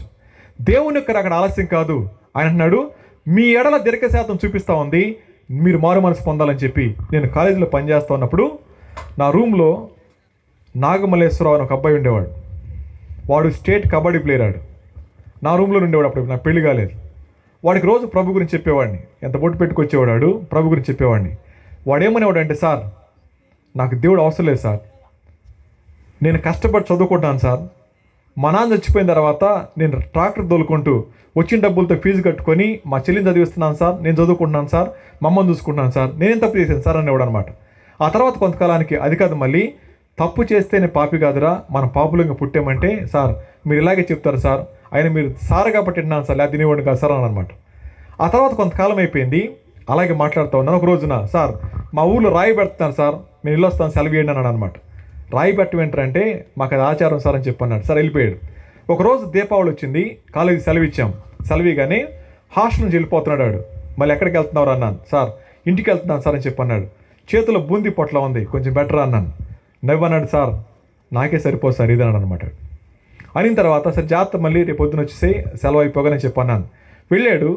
నరసరావుపేట అనే ఊరు దగ్గర నకరికల్ అని ఒక ఊరు ఉంది. ఆ ఊర్లో వాళ్ళ బావగారు ఉంటారు. ఇద్దరు కలిసి దీపావళి సామాను కొనుక్కోవడానికి నరసరావుపేట వచ్చారు. సాయంత్రం అయింది. నాగమల్లి వెనకాల కూర్చున్నాడు, ప్యాకెట్లు పట్టుకొని బండి మీద వెళ్తూ ఉంటే ఆ రోడ్లో టిప్పర్లు తిరుగుతాయి ఎక్కువగా, లారీలు. ఎదురుగా టిప్పర్ వచ్చింది, లైట్లు బ్లింక్ చేయలేదు, ఆయన కను కనపడలేదు. బండి రోడ్డు దిగింది. దిగ్గానే ముందు టైర్ రోడ్డు దిగింది, వెనక టైర్ రోడ్డు మీద ఉంది. చేతులు ఇలా పట్టుకున్నాడు కదా, డైరెక్ట్గా బంపర్ వచ్చి ఇక్కడ తగిలింది ఆడికి, మళ్ళీకి కిడ్నీ దగ్గర చిన్న రంధ్రం పడి చచ్చిపోయాడు. చనిపోయిన తర్వాత తెల్లవారి కాలేజీ నుంచి మనం అందరం వెళ్ళాం, కారు వేసుకుని వెళ్ళాం. వెళ్ళిన తర్వాత ఆ ఊరు ఆచారం ఏంటంటే వచ్చిన వాళ్ళందరికీ సారా పోస్తారు. సారా పోస్తే సార్ మేము తాగం సార్ అని చెప్పి అన్నాం. తర్వాత వాడిని ఏ మంచం మీద పండుకోబెట్టారో అదే మంచాన్ని ఎత్తుకున్నారు. వాళ్ళందరూ మోసేవాళ్ళు చిన్నగా ఉన్నారు, కొంచెం ఎత్తుకున్నాను కదా చూస్తున్నాను. వాడి ముఖాన్ని చూస్తూ ఉంటే ముఖం అంతా అది రంగు ఏదో పూసారు. నాకు అటు చెప్పిన మాట గుర్తొచ్చినాయి. సార్ నేను మంచోడిని సార్, నాకెందుకు సార్ ఏసయ్యా, నేను ఎవరికి అన్యాయం చేశాను సార్, ఆయన కష్టపడుతున్నాను సార్, నన్ను మంచిగా బతున్నాను కదా సార్, నాకు మీ దేవుడు వద్దు సార్ అని చెప్పన్నాడు కదా. అనిపించింది. అలా తీసుకెళ్తా ఉన్నారు. వాడి ముఖంతో నాకు గుర్తొచ్చింది, నేను అమ్మను చూసుకోవాలి సార్, చెల్లికి పెళ్లి చేయాలి సార్ అన్నాడు. అమ్మను వదిలేసాడు, చెల్లి కూడా వదిలేసాడు, వెళ్ళిపోతున్నాడు. తీసుకెళ్లారు, ముళ్ళ కంపలు గుట్టగా వేశారు, మంచాన్ని ఆ గుట్ట మీద పడేసి నుప్పంటించేశారు. కళ్ళ ముందే నాగమల్లి బూడిదైపోయాడు. ఇప్పుడు నా ప్రశ్న, దేవుడు అనవసరంగా నాగమల్లితో మాట్లాడలేదు 2 ఇయర్స్గా. వాడు ఎవనొస్తుడే, వాడు ఆరోగ్యవంతుడే, చావు వచ్చి కాదాడు, అనారోగ్యం వచ్చి కాదు చచ్చిపోయిందాడు. కానీ దేవుడు వ్యర్థంగా వాడితో మాట్లాడలేదు. 2 ఇయర్స్ మాట్లాడిన వాడితో, కానీ మారు మనసు లేదు వాడికి. ఇప్పుడు నా ప్రశ్న, పరలోకానికి వెళ్ళిన తర్వాత వాడు ఏమంటాడు చెప్పండి కింద నుంచి? సార్ ఆ రోజు మీరు చెప్పారు సార్, నేను వినలేదండి. మీరు బతిమలాడారు సార్, పట్టించుకోలేదండి. ఆ రోజు అనుకున్నాను, నేను ఎవనొస్తుంది కదా అనుకున్నాను సార్, కానీ ఈరోజు విడిచిపెట్టి వెళ్ళిపోయింది సార్. గుర్తుపెట్టుకోండి, దేవుడు వ్యర్థంగా మాట్లాడు. నోవా గురించి మాట్లాడుతున్నారండి అంటే ఇక్కడ కూర్చున్న వారిలో నోవా చుట్టూ ఉన్న ప్రజలు ఎలా ఉన్నారో అలా ఉన్నామేమో. మనం తినడం, త్రాగడం, సుఖంగా జీవించడం అనుకుంటున్నామేమో. ఈ 3 తాత్కాలికమైనవే. ఒకరోజు రాబోతా ఉంది, మరణం అనే వాస్తవాన్ని ఎదుర్కొన్నప్పుడు మనసులో దేవునికి స్థానం లేకపోతే వెళ్ళాల్సిన ధనవంతుని దగ్గరికే. ఒకవేళ ఈ భూమి మీద సుఖం లేదు, సౌఖ్యం లేదు, ఇబ్బందులు ఉన్నాయి, కానీ మనసులో ప్రభు ఉన్నాడు, ధైర్యంగా ఉండండి, ఏ క్షణాన్ని లోకాన్ని విడిచిపెట్టినా పరలోకంలో ఉంటాం. రెండు మార్గాలు గుర్తుపెట్టుకోండి. ఆ 2 మార్గాల్లో ఒకటి ఇక్కడే చూస్ చేసుకోవాలి. ఎవరు యేసయ్యని లోపలికి ఆహ్వానిస్తారో వారు దేవునితో సంతోషంగా ఉంటారు. ఎవరు నా పొద్దున వెళ్ళిపోతారో వారు దుఃఖపడాల్సి వస్తుంది. చివరికి మాట చదవని ముగిద్దాం. యోహాను సువార్త 3:36 చదువుకుందాం. యోహాను సువార్త 3:36 చదువుకుందాం. కుమారుని యందు విశ్వాసముంచువాడు నిత్యజీవం గలవాడు, కుమారునికి విధేయుడు కానివాడు జీవము చూడడు గాని దేవుని ఉగ్రత వాని మీద నిలిచి ఉంది అనే మాట. నోవా విశ్వాసం ఉంచాడు, జీవాన్ని చూశాడు. నోవా చుట్టూ ఉన్న ప్రజలు దేవుని యందు విశ్వాసం ఉంచలేదు కాబట్టి దేవుని ఉగ్రత వారి మీద నిలబడి ఉంది. జలప్రళయంలో మొత్తం వెళ్ళిపోయారు. ప్రియమైన వాళ్ళారా, ఒకరోజు రాబోతా ఉంది. ఆ రోజున ఎవరు నోవాలాగా మాట విని విశ్వాసం ఉంచి జీవించారో అలాంటి వారు పొందుకునేది నిత్యజీవం. ఎవరు దేవుని మాట వినకుండా విశ్వాసం ఉంచకుండా ఇష్టానుసారంగా జీవిస్తారో వారు మోసుకెళ్ళేది దేవుని ప్రేమను కాదు, ఉగ్రతని. ఈ రాత్రి జీవం కావాలా, దేవుని యొక్క ఉగ్రత కావాలో మీరే నిర్ణయించుకోండి. తల్ల వంచండి, కళ్ళు మూసుకోండి, ప్రార్థన చేసుకుందాం. తల్ల వంచండి, కళ్ళు మూసుకోండి, ప్రార్థన చేసుకుందాం. ప్రియమైన వాళ్ళారా, దేవుడు నోవా ద్వారా మనతో మాట్లాడుతూ దేవునితో సంబంధం దగ్గర దేవుని మాట విన్నాడు, దేవునికి లోబడ్డాడు, దేవుని కోసం పనిచేశాడు, కుటుంబాన్ని రక్షించుకున్నాడు. మరి మనం ఎలా ఉన్నాం?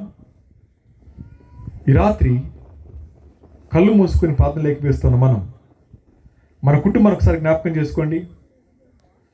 భర్త, పిల్లలు, భార్య మారు మనసు లేకపోతే ఆ ధనవంతుని స్థానమేగా వాళ్ళది. మారు మనసు పొందిన మనం ఆ భారం లేకుండా జీవిస్తున్నామని అంటే ఇప్పటికీ మన జీవితాల్లో దేవుని ప్రేమ లేనట్లే కదా. నోవా దేవునితో సత్సంబంధం కలిగి ఉన్నాడు. కుటుంబం దగ్గర నోవా ఐక్యత కలిగి ఉన్నాడు, పరిపక్వత కలిగి జీవించాడు, పరిశుద్ధంగా జీవించాడు. నోవా తోటి వారి పట్ల భారం కలిగి బాధ్యత కలిగి సువార్త ప్రకటించాడు 120 సంవత్సరాలు. కానీ దేవుడు ఆ ఫలితాన్ని తన కుటుంబం పట్ల చూపించారు. తను తన ఇంటి వారందరూ కూడా రక్షణ అనే ఓడలోకి ఎక్కిన తర్వాత తలుపు ఆయన మూశారు. ప్రియమైన వాళ్ళారా, ఈ రాత్రి కళ్ళు మూసుకొని ప్రార్థన లేకిపిస్తూ ఉన్న మనం మన కళ్ళ ముందు మన కుటుంబ సభ్యులను ఒకసారి ఊహించండి. వారికి ప్రభు తెలియకపోతే వారి అంతం నరకమేగా. ఇప్పుడు మీరు వెళ్ళి పనిచేసి పెట్టేది నరకానికి వెళ్ళేవారుగా. శ్రేష్టమైన దేవుని ప్రేమ చూపించలేకపోతున్నారు కదూ. నోవా తన జీవితం ద్వారా ప్రభువుని చూపించారు. ఈ రాత్రి దేవుడు మనందరినీ హెచ్చరించి పంపిస్తూ ఉంది. ఏ క్షణాన ఆయన రాకడ రాబోతుందో తెలియదు, ఏ క్షణాన మన జీవితం ముగించబోతుందో తెలియదు. ఈ రెండు జరగకముందే నేడు అనే సమయం ఉండగానే ఇంటికి వెళ్ళి మారు మనసు పొందిన మీరు రక్త సంబంధుల కోసం, కుటుంబ సభ్యుల కోసం కన్నీటి ప్రార్థన చేసి పడుకోండి. ఈరోజు మొదలు పెట్టండి. తప్పకుండా మీది యథార్థమైన ప్రార్థన అయితే మీరు ప్రార్థన చేసే వారిని పరలోకంలో చూస్తారు. అలాంటి మొదటి నాకు నుంచి వెళదాం. ప్రియ తమ్ముడు, చెల్లి, నాగమల్లేశ్వరం లాగా నాకెందుకు సార్ దేవుడు నాకు బలం